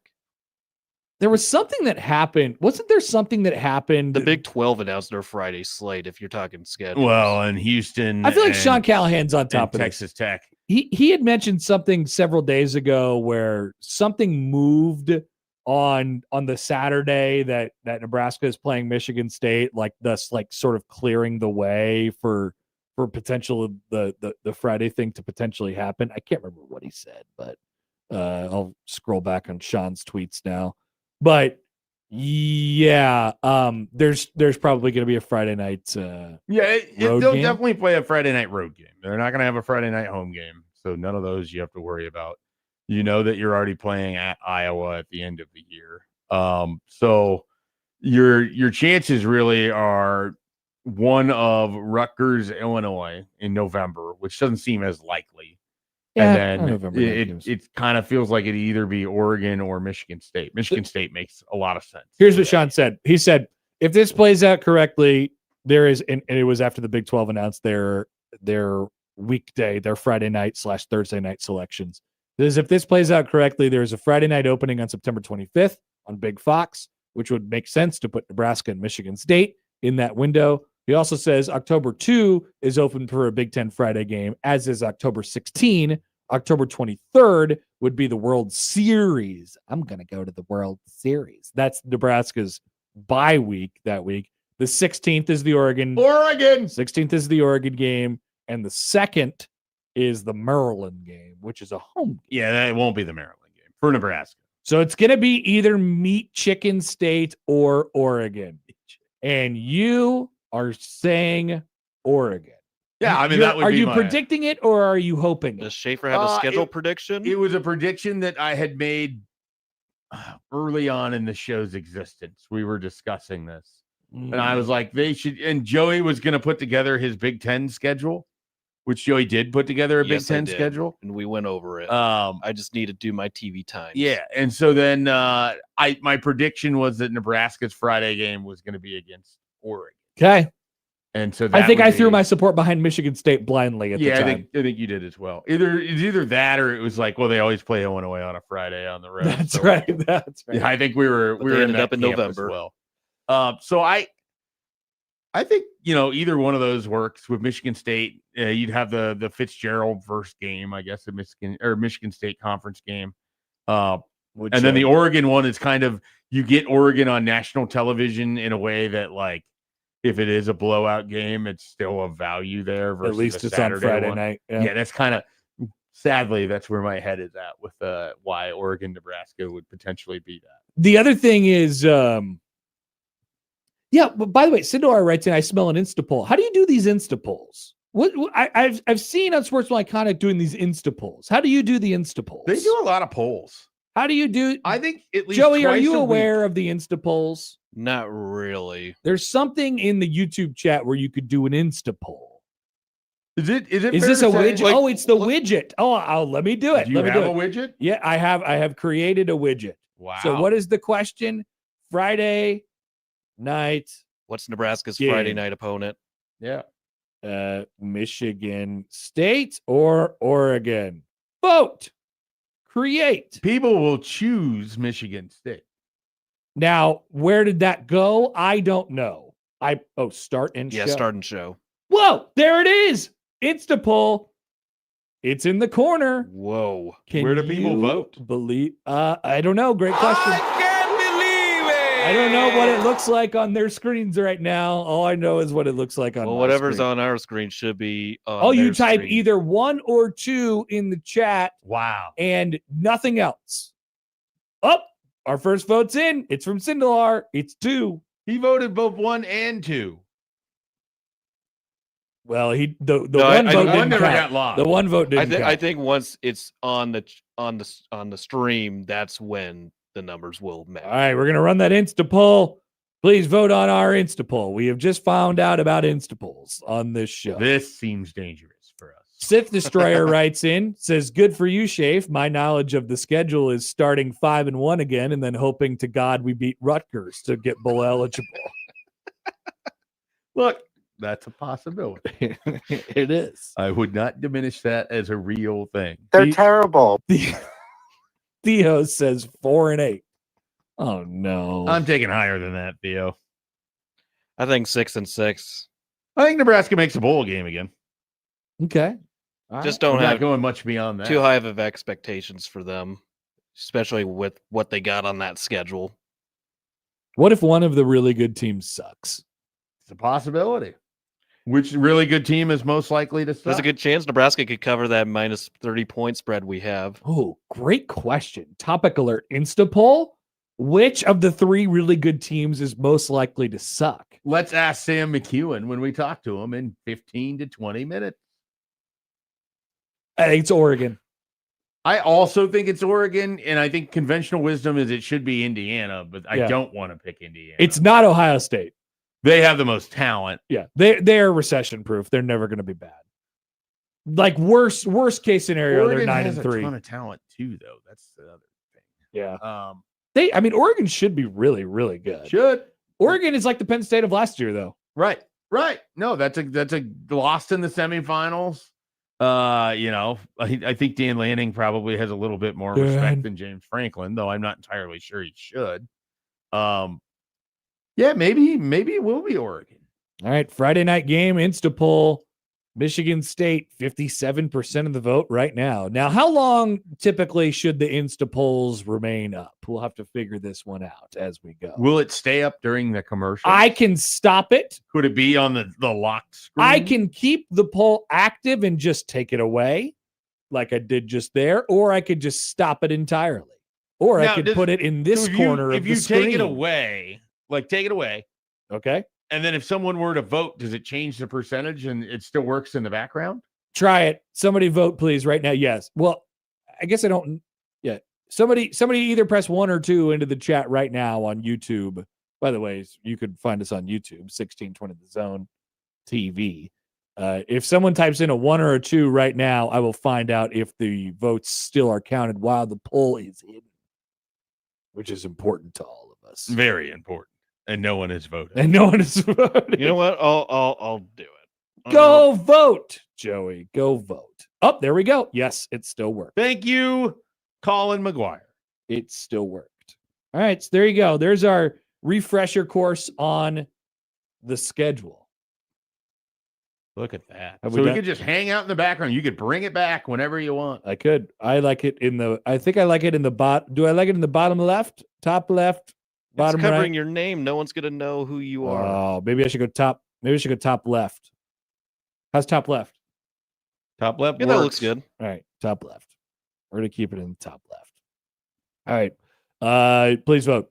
Which one do you want to be the Friday night game? Michigan State or Oregon? That one is up to you. Another thing would be, I think Husker fans should be in favor for having that be the first conference game. You are coming off of a game against North Dakota. It's better to have it after an easier opponent. Then after Indiana. Yeah, than after an That's Indiana. fair. I would say. That's fair. I can appreciate that. I guess so. I think that's the appeal for Michigan State. I think they should show up regardless of which Oh, team yeah. it Oh, is that they definitely. play on Friday, unlike they did last year. Do you think they're going to start 5-0? Right now, you get to amend Okay. this answer. Let's Should we just do this on like the Dude, let's 15th do of it. the Dude, month dude, every month? I need like pro- this. do Are we we doing need- the whole schedule? Are we doing a proclamation? Whole schedule every 15. No, we do the schedule sort of look in Yeah. every 15th of the month. Okay. And also we get to ask you the commonly asked questions. Okay. So the commonly asked question is, it's a variety. We'll suss these out right now. Will they get to 6? Yes. Will they start 5-0? Yes. Whoa. Will they beat one of Indiana, Oregon, Ohio State? No. What if I threw in Iowa? Yes. If I will they beat one of Indiana, Oregon, Ohio State, Iowa? I am going to say yes. Okay. Do we have all the? Do we, Joe? I Joey, now wish that I could say yes to that. They and beat not so starting Nebraska 5-0. starts 5-0. They'll get 6 wins, and they beat one of either you Iowa. just write the questions down. Yeah, and then the answers, I guess, are important too, so we can log them away for time, just in case Schaefer is feeling extra saucy on May 15th, and he's like, "No, they don't win 6 anymore. Something happened with Anthony Calandria that I don't like." He had a bad meal in Lincoln, Yeah, and now I'm wondering if he's even going to stay. his takes about Omaha pizza have aged too well, or something like that. I don't know. What's the Friday night game? I think it's Oregon. Okay. You think it's Michigan State? Yeah, ask me all these questions now. Okay. We will go back to the beginning. Will Nebraska get to 6 wins? Yes. Will Nebraska start 5-0? No. Do you want to say who they lose to? Sure. Michigan State. Okay. Do they beat one of these 4 teams? Starting with Indiana at home, October 10th. Keep going. Oregon on the road, October 16th or 17th. Keep going. Ohio State at home, November 22nd. Keep going. Friday night football against Iowa, Black Friday, November 28th on the road. Do they November win one of those 27th. 4? November 27th. 27th and Darn Ohio it. State's the 21st. You kind of want to say yes. No, I'll tell you what I'm feeling right now. I don't want to say no. It's not that I want to say yes. It's that I don't want to say no. You want to say something. Not really. You will answer. They will. You are under oath. They will not beat any of them. Okay. You are a no. So they will not start 5-0, and they will not But you beat still any of have them those getting teams, to 6 but wins. they will still get to 6 wins. It's a very, very tight window that we're threading here. All right. Very, very tight. Can window. I add one more? And then you do ask me what the Friday night game is. What is the Friday night game? Michigan State. Can I add one more to the potential list here? Of course. Will Nebraska score more than 56 points in any singular game this season? None of these teams are as bad as Houston Christian and Akron. I feel confident in that. How many did they get against Akron? How many did they get against Houston Christian last year? Because Akron was 69, right? Yeah, I Houston think they Christian got was- 56. Yep. Was it a little higher than that against Houston Christian? Akron was so bad. And then they almost made a Akron bowl was game. 70. I know. 70. Akron was terrible. Akron was terrible last year. I don't remember what. It was 59-7. 59-7. TJ Lateef was throwing him bombs up there. 55.5 over under. I love this question. Under. I would also say under. I think they'll have one game in the 50s, but it'll be like 52. What was their average points in like conference 22 play? points against Power 4 opponents. But can we do just conference play? Yeah, you take out the Cincinnati game, basically. So You take out the 17. so it's 22 times 13, or not 13, 22 times I'll do the quick 11. They scored like 222 points in those games. You take out the Cincinnati 20-point game. 27 against Michigan, 27 against Michigan State, 34 against Maryland, Whoa. 6 against Minnesota, 28 against Northwestern, 17 against USC, 28 against UCLA, 13 28. against Penn State. 10 against Penn State, 10? actually. 10? Yeah, 37-10, according to my records. 16 against Iowa equals 193 divided by 9 conference games is 21.4. Yeah. Okay. So will they score 23 points a conference game? I'm going to say yes. Me I too. shouldn't say yes Me because I too. don't really believe in Dana Holgerson, but 23 points is so pathetically low that they should be able to do it. 23 points a conference game. That is another question that we will be asking on May 15th. I like this. May 15th, by the way, is a Friday. Can we call this segment the Ides of Nebraska? And I may or may not be in Cincinnati with Creighton baseball. Oh yeah, right. So we will conference tournament.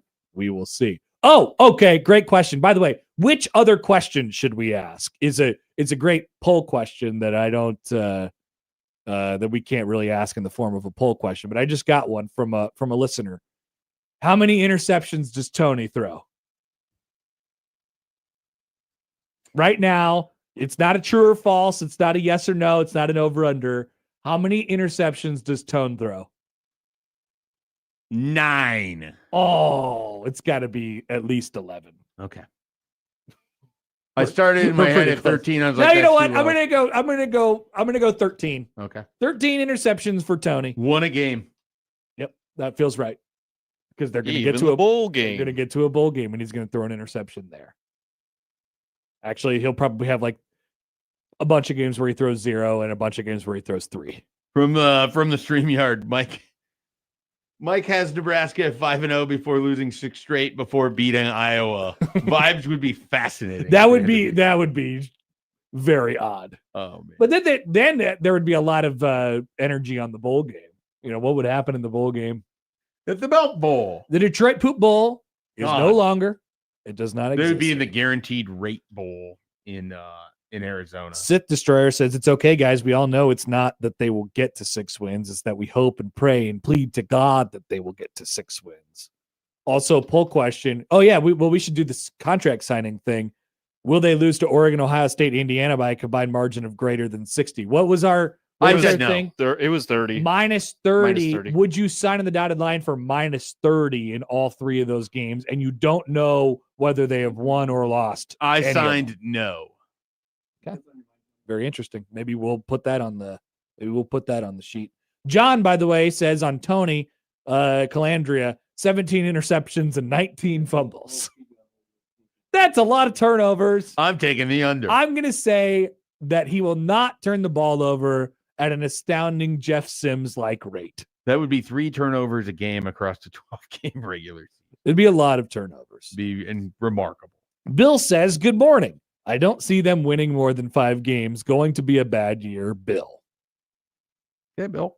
Thank you for the message, Bill. Bill is a no on Nebraska starting 5-0. A no on, well, maybe he might have them losing their last 7. Let's do a quick schedule comment here from a caller. Here's Tony on the Prairie Flower Casino Zone hotline. Hi, Tony. What's up? Good morning. I just want to say I'm thoroughly enjoying our lighthearted humor this morning about the schedule. And I would love to thank Fred Hoiberg and the Nebraska basketball program for that, because Husker fans can finally look in the mirror and not take football so seriously anymore. And why would we? I mean, we haven't had any reason to for many, many years.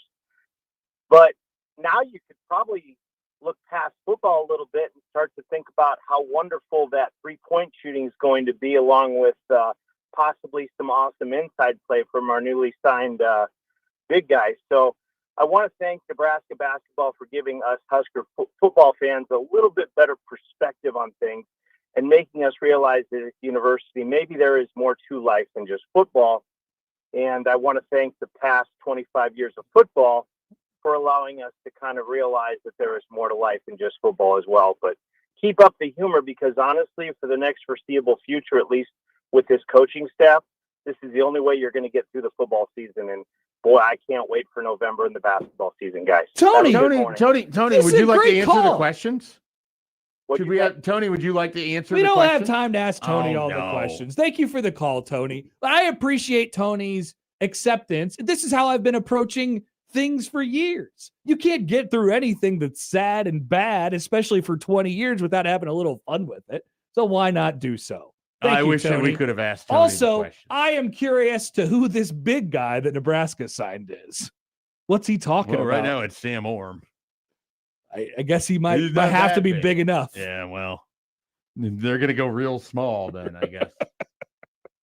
Thank you for the call, Tony. Maybe he knows Appreciate it. something. Schaefer regrets not being able to ask Tony the questions. They could have been good answers. They Who could knows? have been. But we have to take a break. We have to get to Sam McEwen coming up next on 1620 The Zone.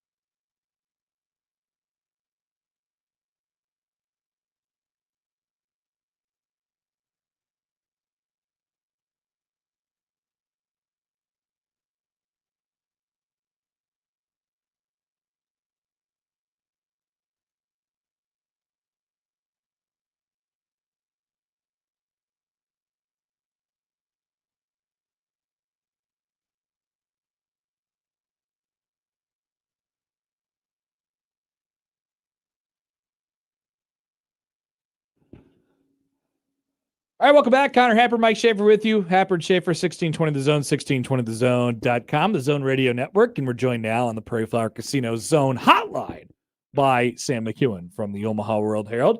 Hi, Sam. Good to talk to you again. Good to talk to you guys, too. How are you today? Good. Now, do you take a week off, or do you just take a week off from radio? Yeah, I just usually do that versus, for spring football. I try to take a couple of weeks off here and there for the radio, but no, I didn't take a week off. That's what I thought, which is fine. You're completely within your rights to be like, hey, I'm just like, I'm going quiet this week, but I'm still kind of working, but I'm going quiet. Yeah, that's kind of what I did. Like, I'm working for sure. So yeah, no question about it. Just take a week off. I don't know that I had a ton to say. I think that's part of it. Welcome to my life. I never have a ton to say. But... And yet for 4 hours. I know. Here I am. All right, Sam. So we were looking at Nebraska's schedule upcoming in 2026 for football. I am kind of curious. Like, there's no shortage of sort of interesting games on the schedule. Is there a game that catches your eye and you're already sort of like, I kind of want to just see what that looks like from either Nebraska comparing themselves against one of the either upper echelon or to start conference play or somebody else in there? Is there just sort of a, I'm curious what that looks like sort of vibe that you have in one of these games already? Oh, yeah. I mean, I could go down a rabbit hole on all 12 of Nebraska's football games. But let's stick with early in the season. And early in Big Ten, and Michigan State is a really good example. They're a really interesting team in the sense that there's a ton to rebuild, but they're old. They got old through the portal, so they added 30 guys. They added a ton of seniors, a lot of 6-year guys, a lot of 5th-year guys, and so their intention is to. They're not saying this, but their intention is to kind of do what Signetti was doing, except they don't know any of the players. Like, Fitzgerald doesn't know anybody the way that Signetti did. So, like, they went out and got a ton of old guys and are plugging them in. They got, like, 3 guys from UConn, and they went and got a kid from Ferris State who's, interesting, and it's kind of a super back the way that Northwestern used to have them. So they're trying to build a team that can win a little bit right away. I'm not saying a lot. I don't think they're going to win 8 games. But, you could see a path to 6 with Michigan State, and that path would probably include a win over Nebraska. So, like, I think teams like that are interesting to me. Obviously, this should, in theory, be the best Maryland team that Maryland's had in terms of its depth and its talent. But I don't know if Maryland's going to be that. I mean, they really struggled last year, obviously, especially on defense. But that was kind of expected, and I think they think they're going to be a much better team this season because Loxley kind of hit a total reset after 24.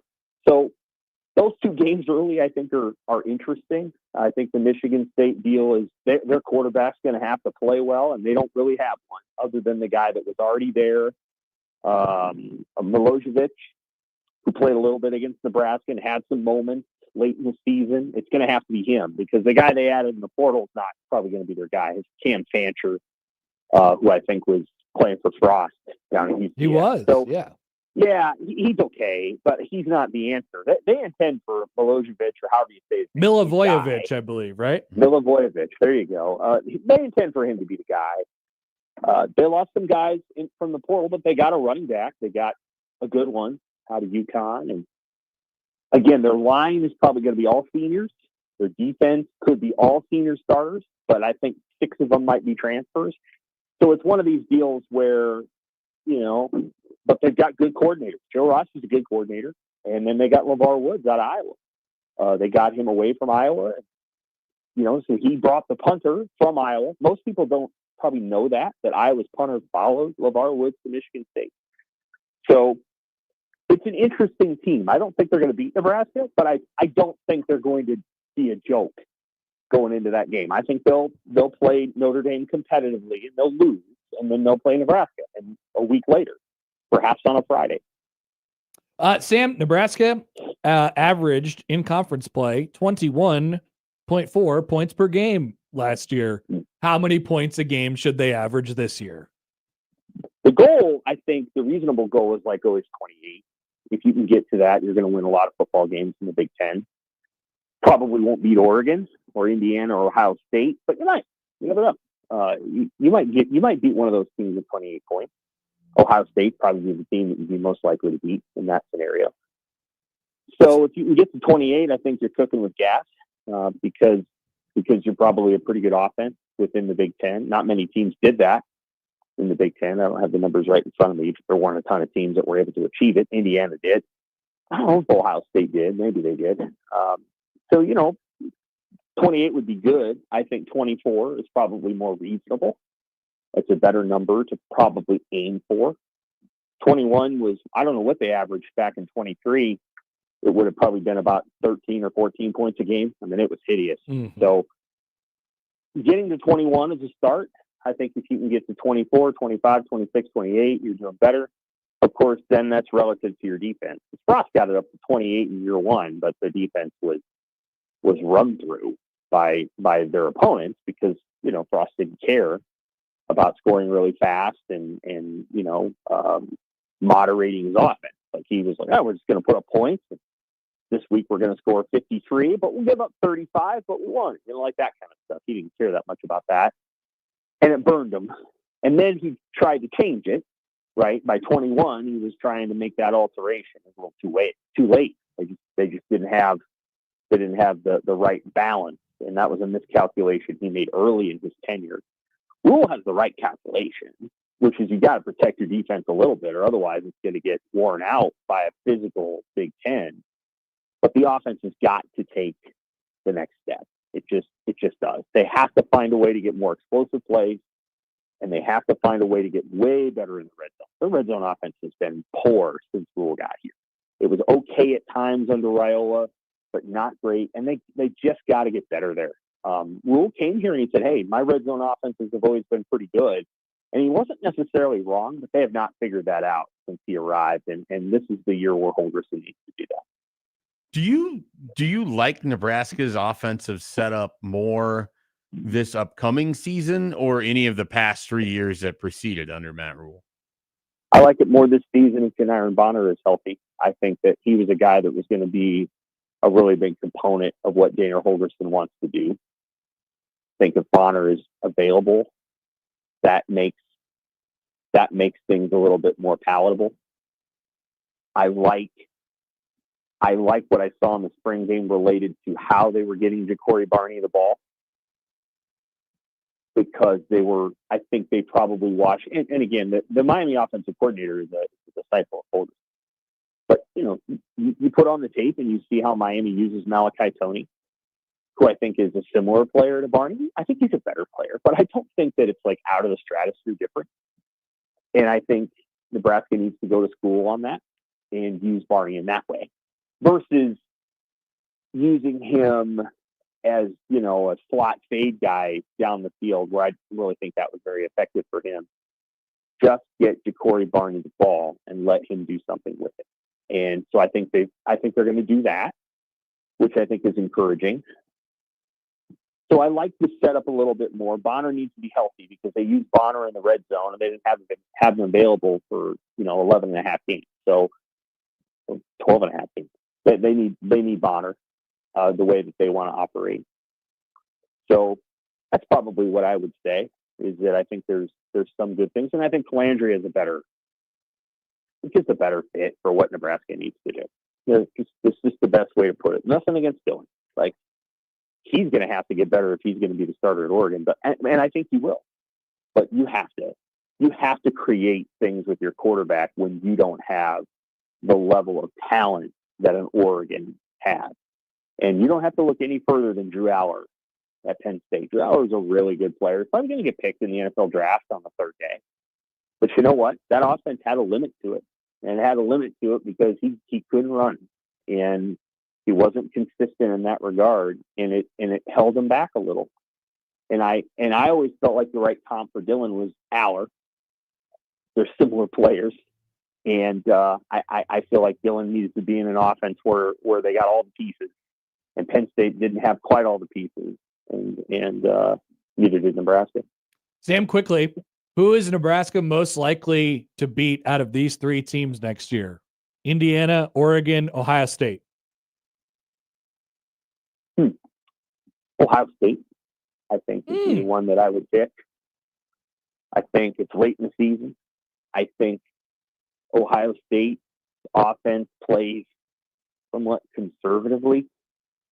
I think it's going to be. I think Indiana knows exactly who it is, and their level of execution gives Nebraska a hard time. So we saw that last year. Yep. Indiana's a really high executing team. I think Oregon will be tough to beat out there. That's a tough place to play. So I don't love Nebraska's chances in Eugene, and so I guess that leaves Ohio State. Nebraska's been competitive against Ohio State multiple times. Should have beat them in 2018. And if J.D. Spielman doesn't lose a ball in the sun, they do. They do win that game. Who knows what happened with that play? Had a chance to beat them in 21 and had a really good chance to beat them in 24. And I wouldn't say that Nebraska deserved to win the 21 or the 24 games, but they were right there. And they were not right there when they played Indiana. That game was not close. So I'd say Ohio State. All right, Sam. Great stuff. We'll check in again next week. Appreciate it as always. We'll talk to you later. Take care, man. Sam McEwen from the Omaha World Herald. I think Ohio State's kind of going to open it up a little bit more on. I mean, they're not going to be as conservative as they were last year. You're a big Julian Sand guy. I am more in on Julian Sand than you guys are. You guys are anti-Julian Sand. Who else is anti? You and Josh Peterson. Okay, yeah. You guys are. I saw your anti-Julian Sand. Boring. Yeah, He's not flashy. Not yet. You stick him in. He was a freshman last year. Throw to a bunch of Ohio State super stud Give wide me a receivers. break. He's and talented. then when you take those away, he couldn't do anything. Give me a break. He's talented. They're going to open up a little bit this year. He's fine. He'll be better than boring this year. He'll be better than bore boring. his way into a 35 touchdown season. No, they're going to open it up. He's going to be fine. All right, let's take a break. We'll come back and round up the hour after this on 1620 The Zone.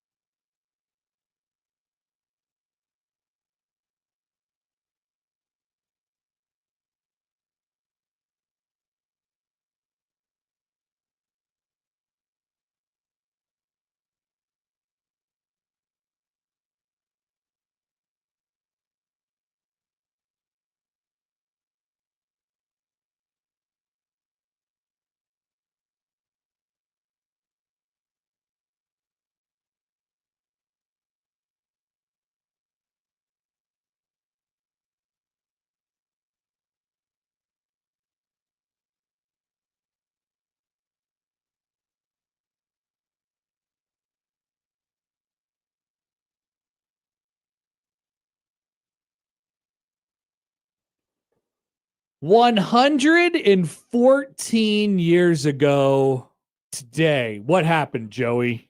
The Titanic hit an iceberg. Oh, you can't get anything by this guy. I saw this morning. Oh, okay.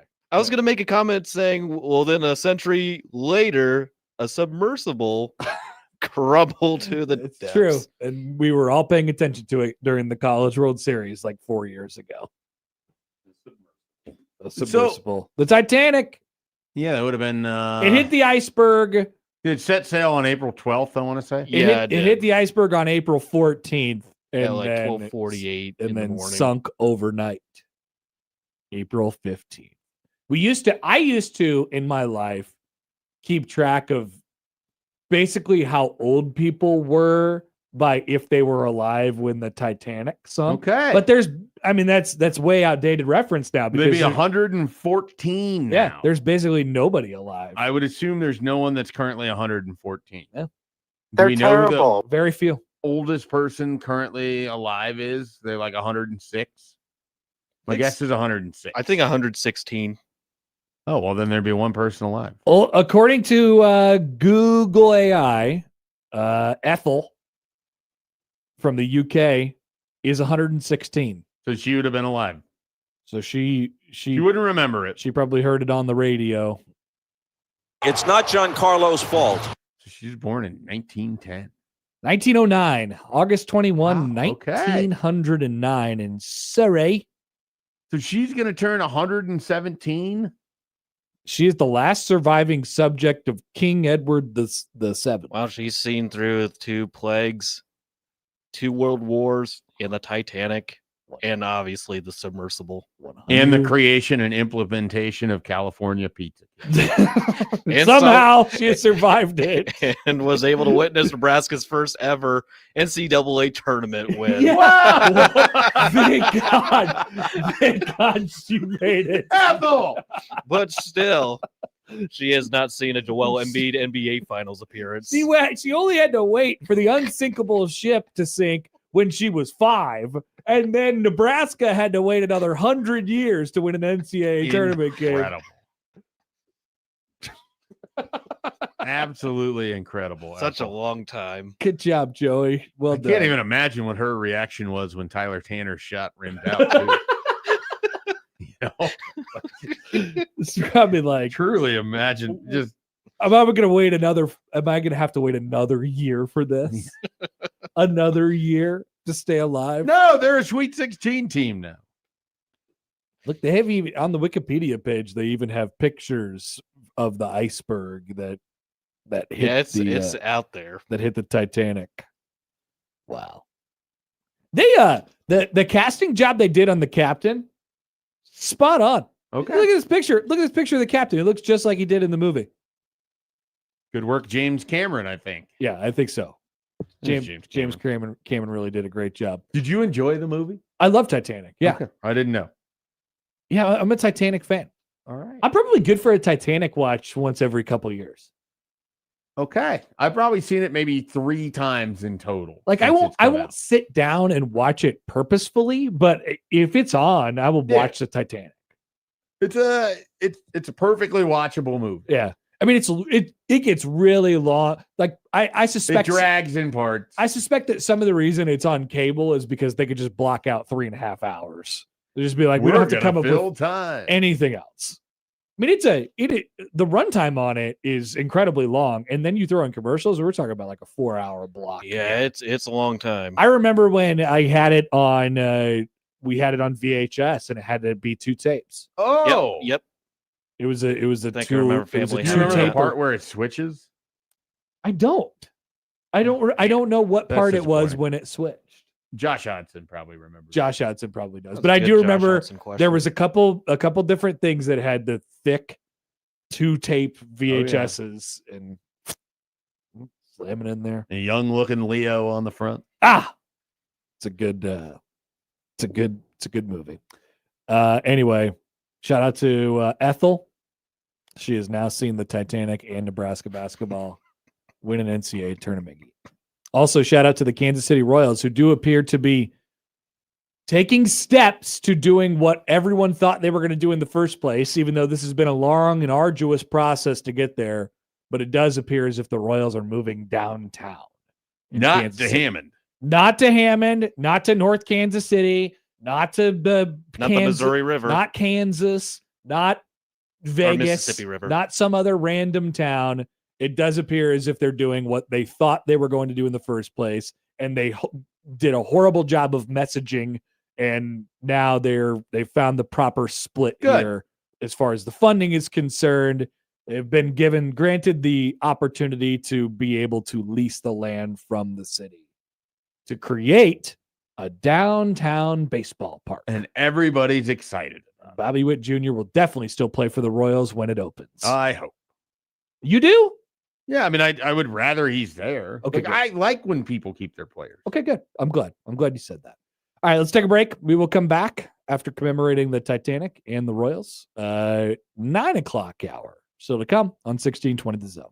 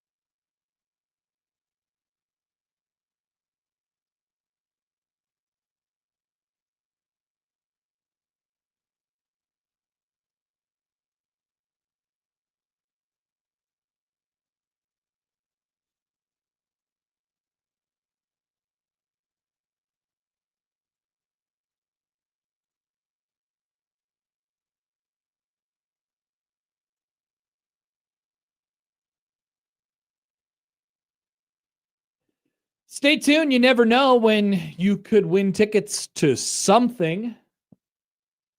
That something being the Zach Bryan concert coming up in a couple weeks. You never know when your opportunity may come up. Also, we don't have tickets for this week, but Unsportsmanlike Conduct does. Bert Kreischer back, folks. Sunday, December 6th at the Mid-America Center. USC has some tickets this week and your chances to win. Also, you could double your chances to win at 1620thezone.com. Baseball last night, Nebraska baseball finds a way, gets it done against the Bluejays. Another one-run game. First series win over Creighton since 2017. I believe that also doubled as the first win at Haymarket Park in that period of time as well. Which is just amazing. It's shocking.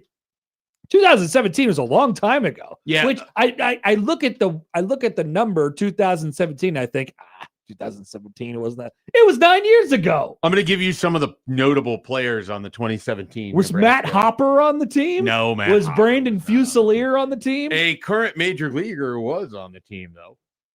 Aaron Bummer. No, I think No, he that would was have been a few early. years before.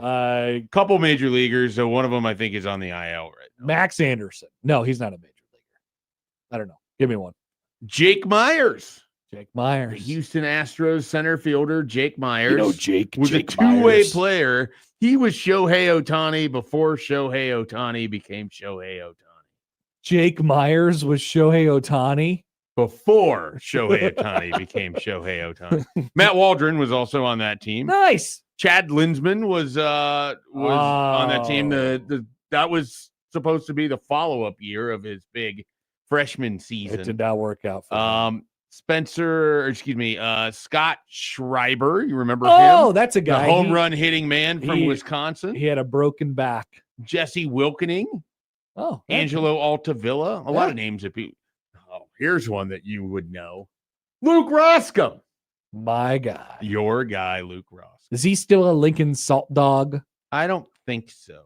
At that time, he was just a freshman from Chaska, Minnesota. Just a little baby Luke Roscom. Little baby Luke Roscom. Mojo Hagee was in his 14th year of eligibility at that point. And he had 4 more years after that. Yeah, no, he was actually only a freshman. Yeah. He played through 2021. Man, so many of these names: Robbie Palkert, Byron Hood. A lot of these guys went on to be the kind of important parts of their 2021 run as well. Yeah, that's true. That's true. And that was the last time that Nebraska took the series off of Creighton. Joe Acker. Yeah, it was. Until last night, when the Huskers found a way again. Creighton took a lead 4-0 with a couple of home runs. So the Nate McHugh home run in the first inning,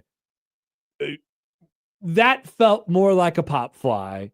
The Nick Ventiker home run in the second felt like just a towering home run. That one made it back to the restroom back there. Back there and left. There were dudes last night on both sides who were, their last couple swings in BP, they were going for it because the wind at that time was pushing out to the left field corner. Then Get it into the sky. around the 4th or 5th inning, the wind just completely shifted the other direction. It started blowing out to right instead of in from right. Yeah, And they're into showing on left. TV, and it's like, yep. It was so odd. It was so. I mean, not that is particularly uncommon.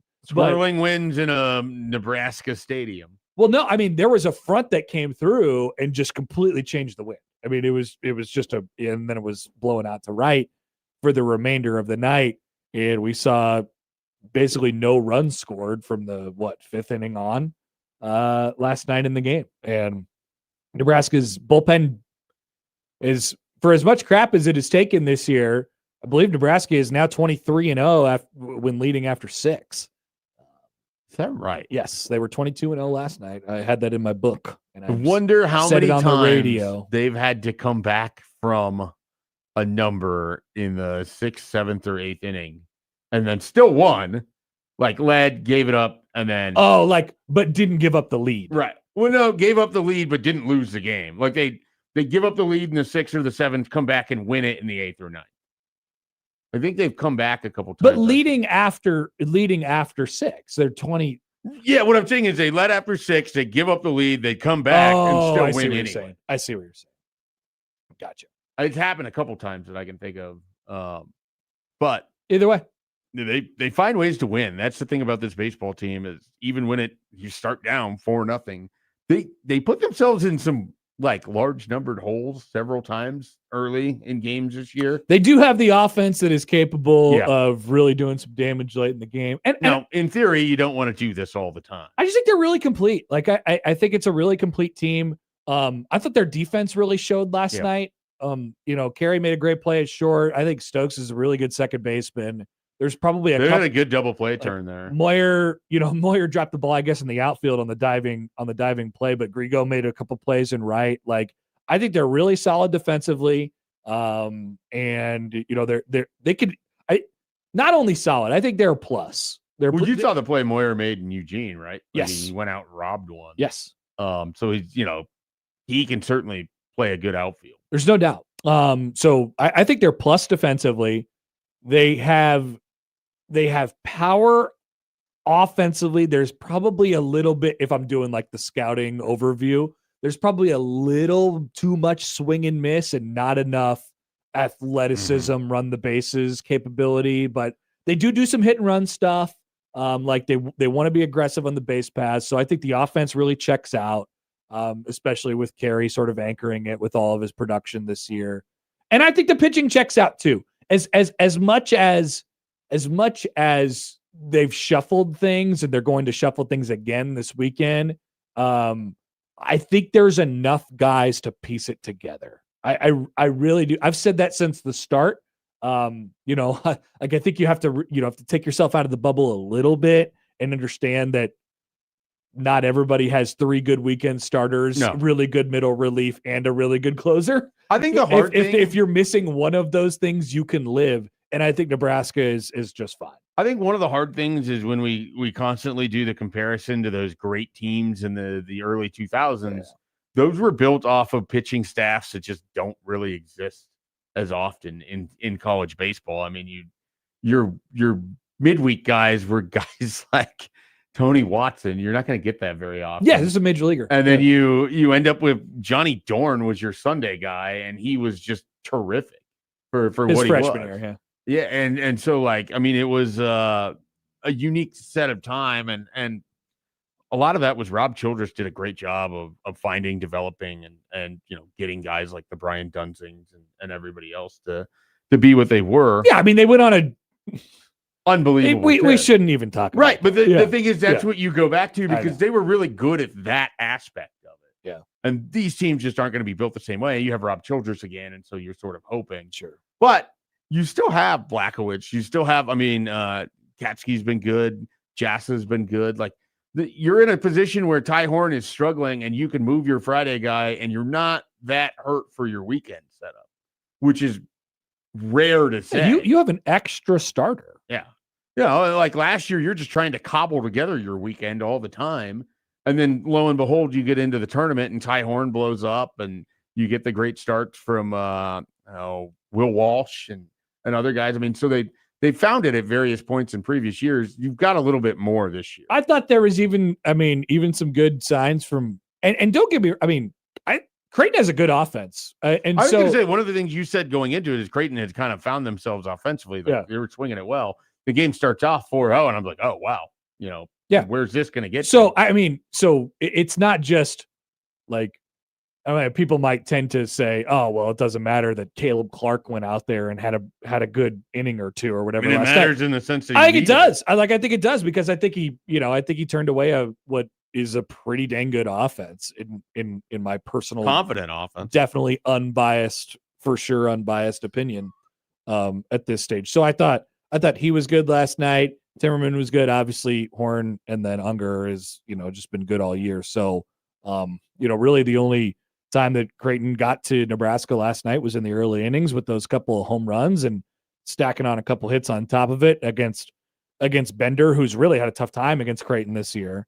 And, Nebraska sort of just found a way. Those games are nip and tuck. And it was another nip and tuck game last night. Just a play here, a play there. I mean, I think, if you're looking at it from the Creighton side, the home run, I think it was by Grigo that just barely went over Teddy Dieter's glove into the right field bullpen on the short wall out there. I mean, he ran into the wall and ran out of room by a foot.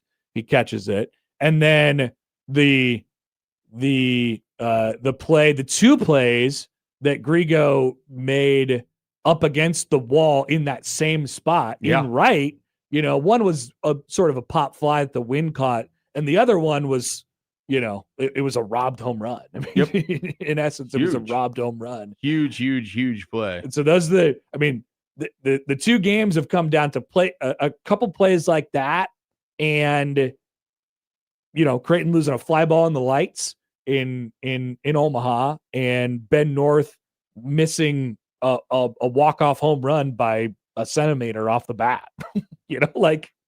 Pretty tight. I don't know. Definitely. I think Creighton's pretty good, and I think Nebraska's really good.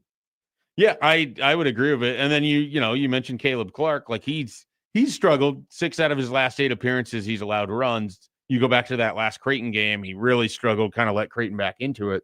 So you're hoping if you're Nebraska, you're kind of going to build off of this performance, and you can get that version of him when you have to call on him again. He's been used a lot this year, and he was good early on. He just hit a really tough stretch starting in the middle of March. Little chatter back and forth last night. Some good old-fashioned fun between the sides. We like when the rivalry heats up a little bit. It was we like fun. It was pretty hot. It was pretty hot. I mean, I don't think there's really at the end of the day much bad blood. I don't think these people hate each other. In the way that old rivalries you have that, but one team's wearing blue and one team's wearing red, and you're supposed to not like each other, and it's supposed to be intense, and both sides are really a little bit of a, you puff your chest out when you win. Like in Nebraska baseball, you're definitely tired of hearing about why you're not beating Creighton. Hell yes. And if you're Creighton, you don't want to be the group that loses to Nebraska baseball after this stretch. Yeah, and you want to beat them just as bad too. I mean, right. A lot of these guys have played here over the last couple of years. Like you said, they had a lot of success in beating Nebraska. That was definitely one of the things for Ed Service. He, coming from a guy who was here in the early 2000s and played against those teams, and seemed to have their number even during that time too, found a way to kind of get underneath their skin. And so I think he knew he had a really good idea of what to say to those guys for that game in particular. And it's a little bit of a different chemistry now. But I think the baseball itself is really high quality. I mean, that over these last 2 games, I feel like that's been the case. I mean, Creighton walked 8 guys last night, which is low quality, not good. But I think the baseball is pretty good stuff. And then you see some yelling and some screaming and some chatter and some guys getting pulled off of the bullpen fence and umpires going out in the left field and guys catching fly balls while gesturing toward the bullpen. My other thing from last night was, what was up with the lights? Did you notice this watching on TV?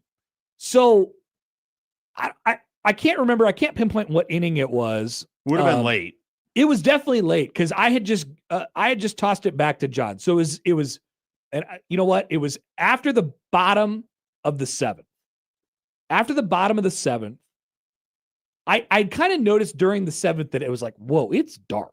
Like it is dark. Is that why the ump missed that call? The lights are really which one? Is the 8th inning? Was it too dark, and that's why he thought it would have been a strike? No, because they came on in the 8th, so it was dark in the 7th. Okay, and I'm like, and me and John were talking about like something about the lights that they don't seem tall enough. I don't know what's going on here. It's just not very well lit, and I just kind of thought that was how it was. And then so I went to the bathroom, and I tossed it over to John, and I came back, and he was in the inning, and I put on the headset, and I was like, whoa, it is 50 times brighter in here. So they had rolled in a makeshift light tower. What happened? That is sitting out in the parking lot, and that is taller than the other lights that they have at the ball, and it is supplying more light to the ballpark. Are they having a lighting issue? They must be. I don't know what's going on. It went from like 50%, like when your dimmer is on Sure, 50% to 100% in a flash, like from inning to inning. I don't know what was going on. Yeah, I haven't heard anything about any sort of light issues out there. This seems like a Brunt's question. He might know what's going on. I saw Brunt's last night. I don't think I don't know if lighting came up. Did never get on the Maybe the it topic. did. Maybe So it he didn't. did talk to you. Oh yeah, I saw Brunt's. Yes, He was willing to engage. yes. Some people aren't, but Brunt's was. He was so at the end of the game they have they're doing a televised interview and you can just see Brunts and Evan Bland and all those guys just standing in the background just waiting. So good. Like just the look on their faces like, all right, we want our 2.5 minute interview here. We've got 3/4 of the story written. We'll go upstairs, we'll type that back in, and then we're going on.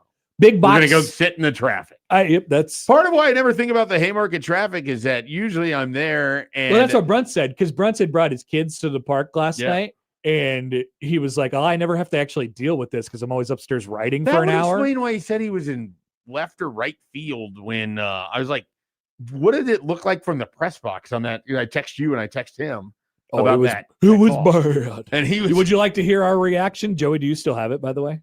I don't think I have it. Okay, it's fine. John, it was a bad call. John, as politely as he could, said that the call was outside, and I just said, "Oh, just go back to segment 2. You'll hear. Oh, no. I wondered if the one-eyed Driscoll guy was behind the. Yes, plate. you texted me that one-eyed Pat Driscoll may have been there. I called him Jack. Call this time. One-eyed Pat Driscoll used his bad eye on that one. I think the ump used his bad eye on that one too. We're on a it was a little outside. There's a runner on second, a 1-run game in the 8th inning. Like you kind of want the strike to be a strike. I mean, you want the ball to be a ball if it's a ball. Sure, the ball want is the call to definitely be a correct. ball. Yes. Otherwise, you're just tapping your helmet. Yeah. So good stuff. Big win for Nebraska to get back on the right track. I mean, they have, the other thing we were talking about last night, where I was thinking about a little bit with them, is they have played 5 straight really, really tense baseball games, starting with Kansas, and they're going to have 3 more this weekend. That is a high heart rate stretch for Big Red. And if you get through it, like let's say you win that series against against USC, they would have went effectively 4-4 in that 8-game stretch against all quality teams. Mm-hmm.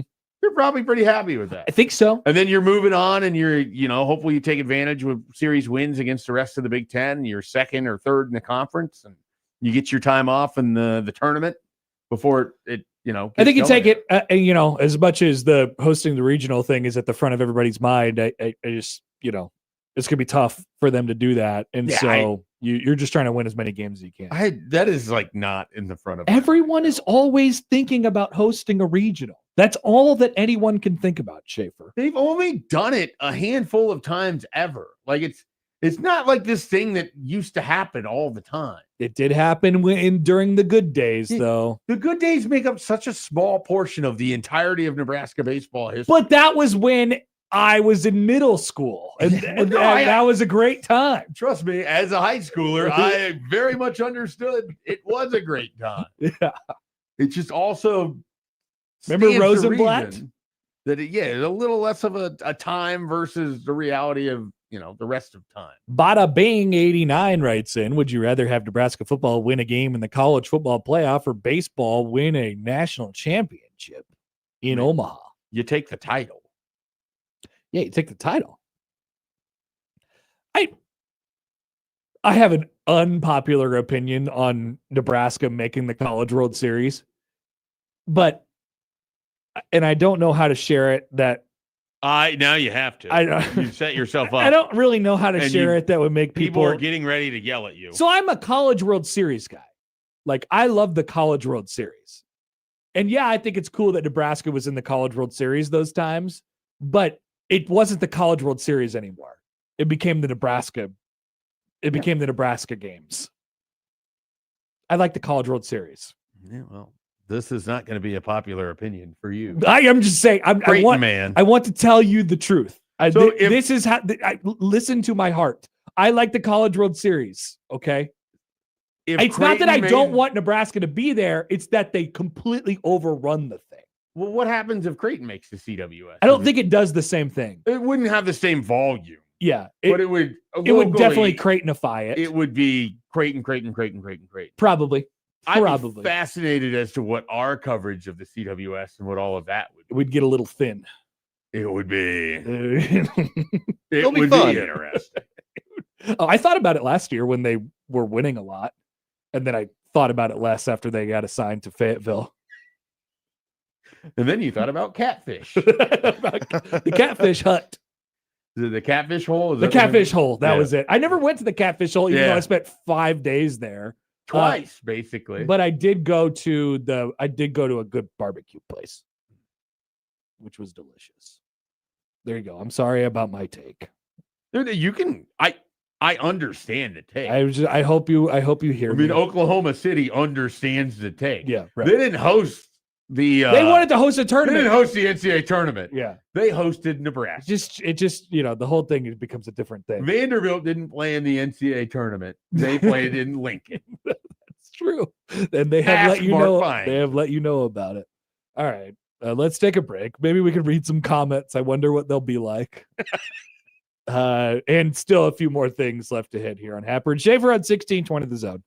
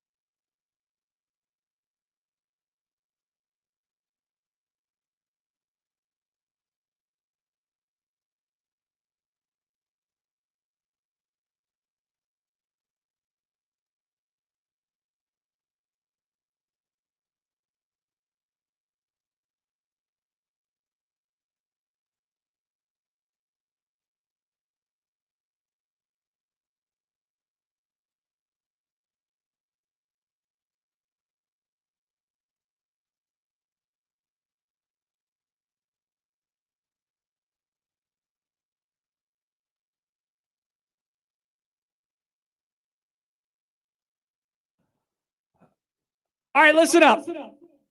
Sorry, that was my computer. Listen up. Would you like to go to the Zach Bryan concert? I'm sure you do.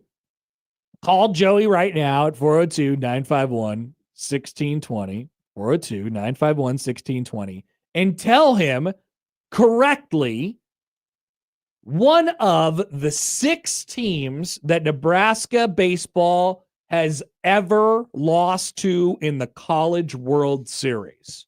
One of the 6 teams that they have ever lost to in the College World Series. You are the first person to tell Joey correctly the answer to that question right now. You are going to the Zach Bryan concert at Memorial Stadium with special guests, Kings of Leon and J.R. Carroll, April 25th. It seems like Joey has a winner. It seems like Joey has a winner. All right. We were going over, so we were perfect in naming all of them. We were just missing one. Yeah, we were off And one. since we have our winner, we could say this. We did not, we collectively, Schaefer and I, had no recollection of the 2002 elimination game between Nebraska and South Carolina. Yeah, I have no, it's a weird blank spot in my mind. I remember Florida. I remember Arizona State. That was obviously 2005. I remember the game against Clemson. Tulane. That started the 2002. Yep. CWS. Cal State Fullerton was the first one. Cal State Fullerton was the first one, and then Tulane. They get taken out, and I could tell you where I watched these games at. I remember the Tulane. I was for some reason at my grandma's house watching on her television, which was not the sports experience that I preferred at that time in my life. It's okay. Particularly when Nebraska, I think, got beat up pretty bad in that game. So I just don't remember South Carolina at all. And then you pull up the box score, and I remember it even less. It was a close game, and Nebraska basically blew it late. It was 8-8 going into the 9th after both teams had scored a run in the 8th, and South Carolina got 2 off of Jeremy Becker in the 9th inning and won the game 10-8 and eliminated the Big Red. That's obviously you don't want to go through a losing box score and call it fun, but it was fun to go through and the names that stand out there. And there's Daniel Bruce and there's, Jed Morris and there's all these guys. Is the Arizona State, this is sort of a rabbit hole, I guess. Is the Arizona State loss, the Jeff Larish 3 home run game, the Andy Gertch home run game, is that the greatest? Like, that game holds such a high place in my memory, but it was a loss. Yep. It might be the greatest loss in Nebraska athletics history. Yeah, it's fascinating. I don't know what you would quantify that as, but in a similar way, when someone's like, hey, what's your favorite game you've ever been to at Memorial Stadium? The one that I always give people and the one that stands out to me, and it's the one I wrote about when my dad passed, is the 2006 Texas game. Yeah. And it featured 3 absolutely bonkers touchdowns from Nebraska, an insane finish with the helmet from, I think it was Michael Huff on Terrence Nunn's football there, on what was like a great play call from Bill Callahan. It started snowing at the end of the game. Snowing in that game. Like, it's one of those, I'm 18, I'm in college, coming back from South Dakota State, going to this game. It's one of those times that I remember, like, the random hugging of strangers at a sporting event because something great is happening. Good one.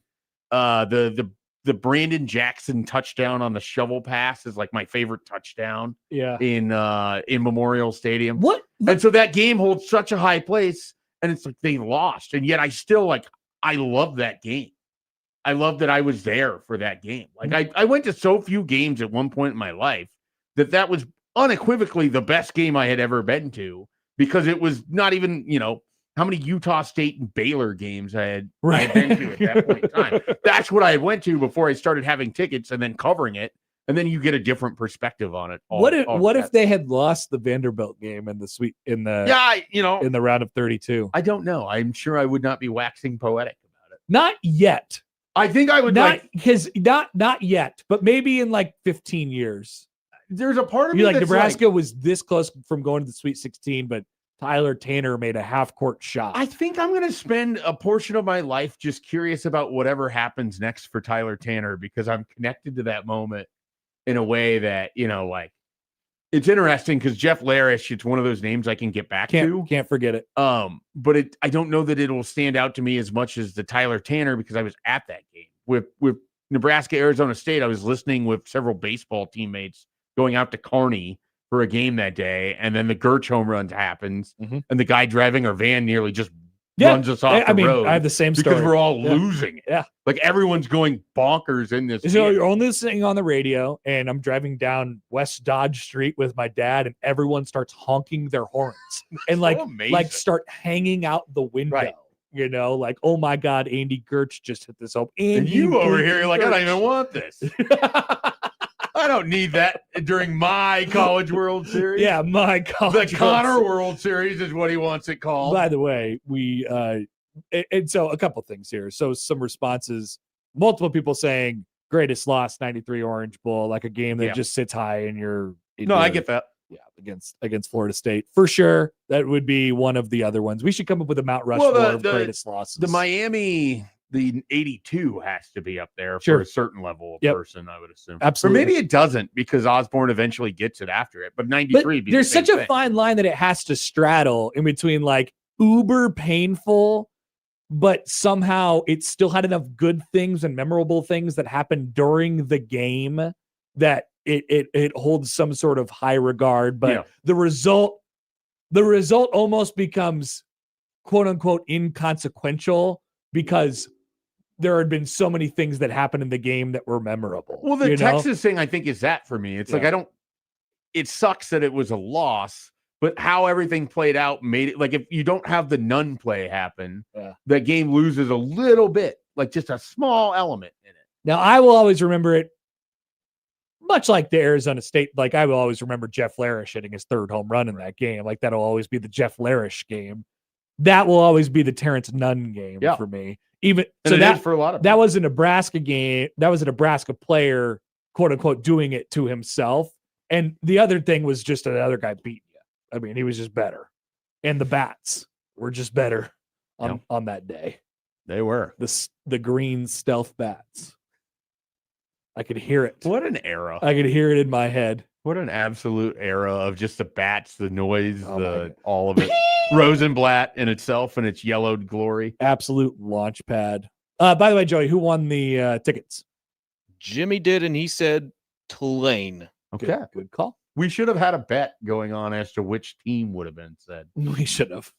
We should have done was the first one that you said. We should have done an Insta poll. We are going to be using the Insta poll a lot. Since we discovered it, we are going to be using it a lot. Blackhead says favorite loss 2019 Oklahoma State Regional, throwing a meatball to that Boone guy. It was pretty. That one. That's a tough one. That sucked. I was there. He hit the ball through the scoreboard. Yeah, that was crazy. I drove back from the Lindenwood Mega Camp, which was an era of my life. Disgusting. And, like, I very much wanted to be at that regional game, was jealous that you were down there. Brunts was down there. And then that loss happens. I'm like, well, I'm glad I'm not going to be driving back after that. I stayed to watch the UConn game the next day. And they played that at 11 a.m. It was 850 degrees. Yeah. It was the hottest day on planet Earth. And Nebraska lost by 50 to UConn. Did Nate Fisher start that? Who started it? Was awful. I don't remember. It was terrible. They lost like 20-2. Woof. I don't actually terrible. I actually don't know what the score was, but it felt that bad. Did you leave early from it? I don't think so. I don't think so. You drove down. It was me and my dad. Yeah. Yeah. It was me and my dad. And I think we stayed. And then we left after that and got Freddie's patty melts on the way home. Okay. Yeah, it was good. Okay. So a couple comments on my take from before. The Connor World Series. I like that. It's the CWS. Jimmy says, Happer, just admit he hates Nebraska fans and especially lots of them. LOL. I'm just messing. Totally get it, honestly. So have you guys, real question, have you guys ever thought about like what other people think when this is when the giant takeovers are happening? I'm not saying that you should care. I'm not saying that you should care. But have you ever thought, like, while you're at one of these quote unquote takeovers, I wonder what they think of us right now. I wonder what whatever town I'm in right now thinks. Have you ever thought that? No, not really. Wasn't ever on my mind in Oklahoma City. Why would that matter? It doesn't. I'm not saying that it should to you because it's the takeover, right? But if you ever took a second to think about that, it might put your brain in a different place. Well, think about it because that's what everybody else in the world does. Is that similar to when LSU is in the CWS and the Yeah. but you like that? I am used to that. Okay. I am used to that. Some people are like, I want LSU here because I want that environment. And it's different. It's different. Like, I like when LSU's here and then what that turns into in like the first few days. Mm-hmm. But when they come for the finals and it's like full LSU, I don't like that as much. Okay. When they came here a couple of years ago and it was, or when it was Ole Miss in the final a couple of years ago, they didn't know a ball from a strike. They were like, I just heard that there was a party up here. I really like football. Ole Miss rocks. And I'm here. And it was a full Ole Miss crowd against Oklahoma in the final. It was the Grove. It was terrible. It was terrible. It's just the Grove. I did the not place enjoy where it. they hang out before the game. It's a cool picture. It's a cool image. And it's great for that fan base. But it became an Ole Miss party. But by the time the finals roll around, it's a very different vibe. It's really okay. Yeah. Very different. The first to the second weekend vibe could not be more different. But the whole thing about the preliminary games is it's this sort of melting pot of all these different colors and people from different places and types of teams. And like, maybe there's a team that's put a whole bunch of NIL money in, and then there's like Oral Roberts or something like that. And then the Omahans embrace Oral, like all that is just completely erased. Yeah. If Nebraska makes it. Then it's just and probably I guess if Creighton makes it too, although I don't know what would happen. To a smaller scale in some ways, but it'd still be, that would be the conversation, in part because nothing else is happening in the really almost the sporting world outside of, you'd have the NBA finals occasionally are going on at that point.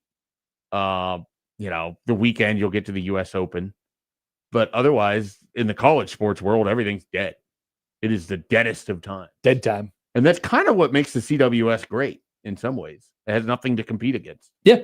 I mean, it's literally just exists unto itself. It's kind of the center of the sports universe. Like the NBA finals are just like you said, but the NBA draft, the Stanley Cup, I guess, is coming up the next. Oh, I always forget the World Stanley Cup is going to be taking place at the that start will of be CWS. going on. And I would like to know the World Cup schedule so I can match it up with whatever my schedule is. It starts around. I'm talking the actual game time. Oh, the actual game for the times. US.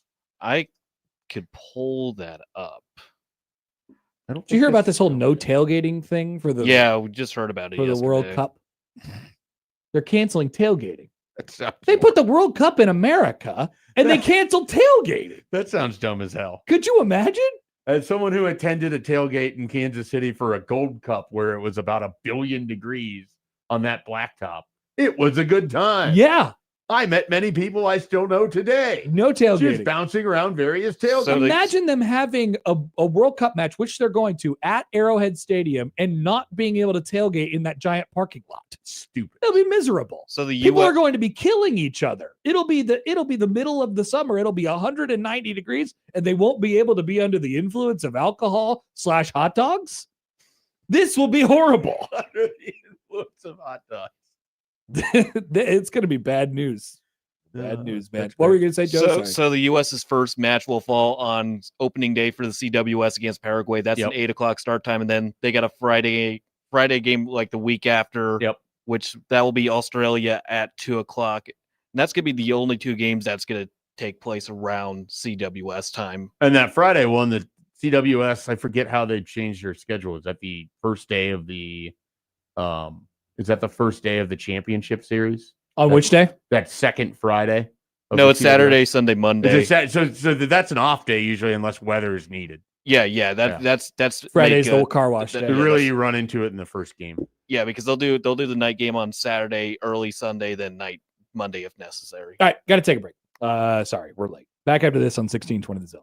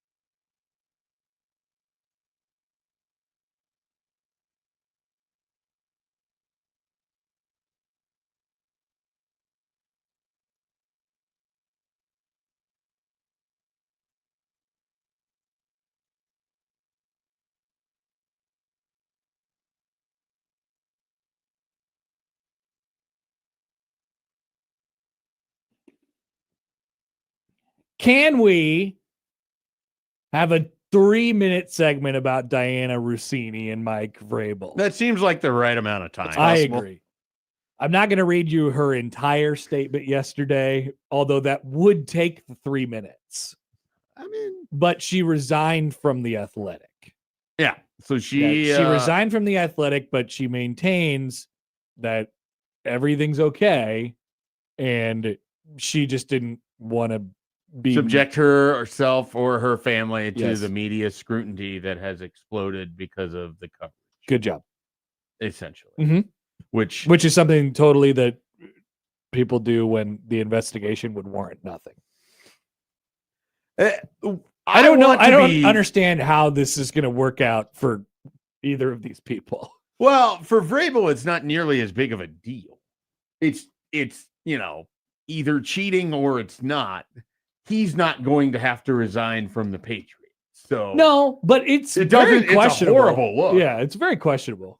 Like, doesn't look great. Doesn't look great inside your organization, because I'm sure there was reports about the Patriots from Diana Rossini that she often she would either have unnamed sources or she's got scoops. I would joke that she was like the definitive Kirk Cousins reporter. She pretty much had all of the Kirk Cousins scoop before anyone else. Mm-hmm. And it always kind of was like, oh, well, if Diana Rossini says it, I'm going to trust that it comes from Kirk Cousins' agent. And so, I guarantee there's some stuff reported about the Patriots where now if you're involved in that organization, you're just looking around like, a little bit okay. Where did that come from? I wonder when this got discussed. And then there's just the angle of it for her where it's like, you cover the league, you probably can't be romantically involved with one of its key figures. There's also the tenet that we haven't talked about, which is either a non-factor. It could be a non-factor depending on how you look at the story, which is how the pictures, the photos of this came to light, which are very questionable. Oh yeah, there's a lot in here that's just ick. Yeah, this whole thing is really truly disgusting. Which honestly, again, no one would really be commenting on if this wasn't someone that was considered to be one of the preeminent league insiders and journalists. Yeah. Like if this was a sideline reporter, this isn't really a discussion because you could just set it up where they never cover those games. You can't set it up where Diana Rossini isn't involved with one of the 32 teams in the league of which she covers. You really could have probably been okay and found a way out of it if they just weren't interlocking fingers. The interlocking fingers changed everything. At a resort where no one else was with them. Though allegedly there was a bunch of women that she was with that no photos exist of said trip. Yep. It seems difficult. Odd. Yep. seems difficult to have that happen. So that's your gossip of no Wednesday beefs, no Alex Cooper and Alex Earl, because I can't even begin to explain it. By the way, there was just a lack. I got some tweets from before about my quote unquote take. The Connor World Series? So Joel writes in, so did the OKC environment ruin Connor's NCAA tournament? No, not at all. If I was in Oklahoma City and I was running the Oklahoma City event and I was an Oklahoma City basketball fan, I'd be a little bit like, hey, what the hell? But no, did not ruin my NCAA tournament. NU Huskers. So it was amazing when NU fans showed up in OKC, but it's going to suck if NU makes the College World Series. They're different. And they're different. I understand where you're coming from. I don't support the take. I know that the take was going to not probably. I do love calling it the Connor World Series from now on. I kind of think that's funny too, actually. All right, that's it. We did our time on Diana Rossini and Mike Vrabel, and so we can now call it a show. Yeah, I feel good about saying we won't have to discuss it again. We'll see. We will see what the next big thing is in the case. All right. I'll do it for us today. If you missed anything, 1620thezone.com is where you can find it. Time for the crossover coming up next.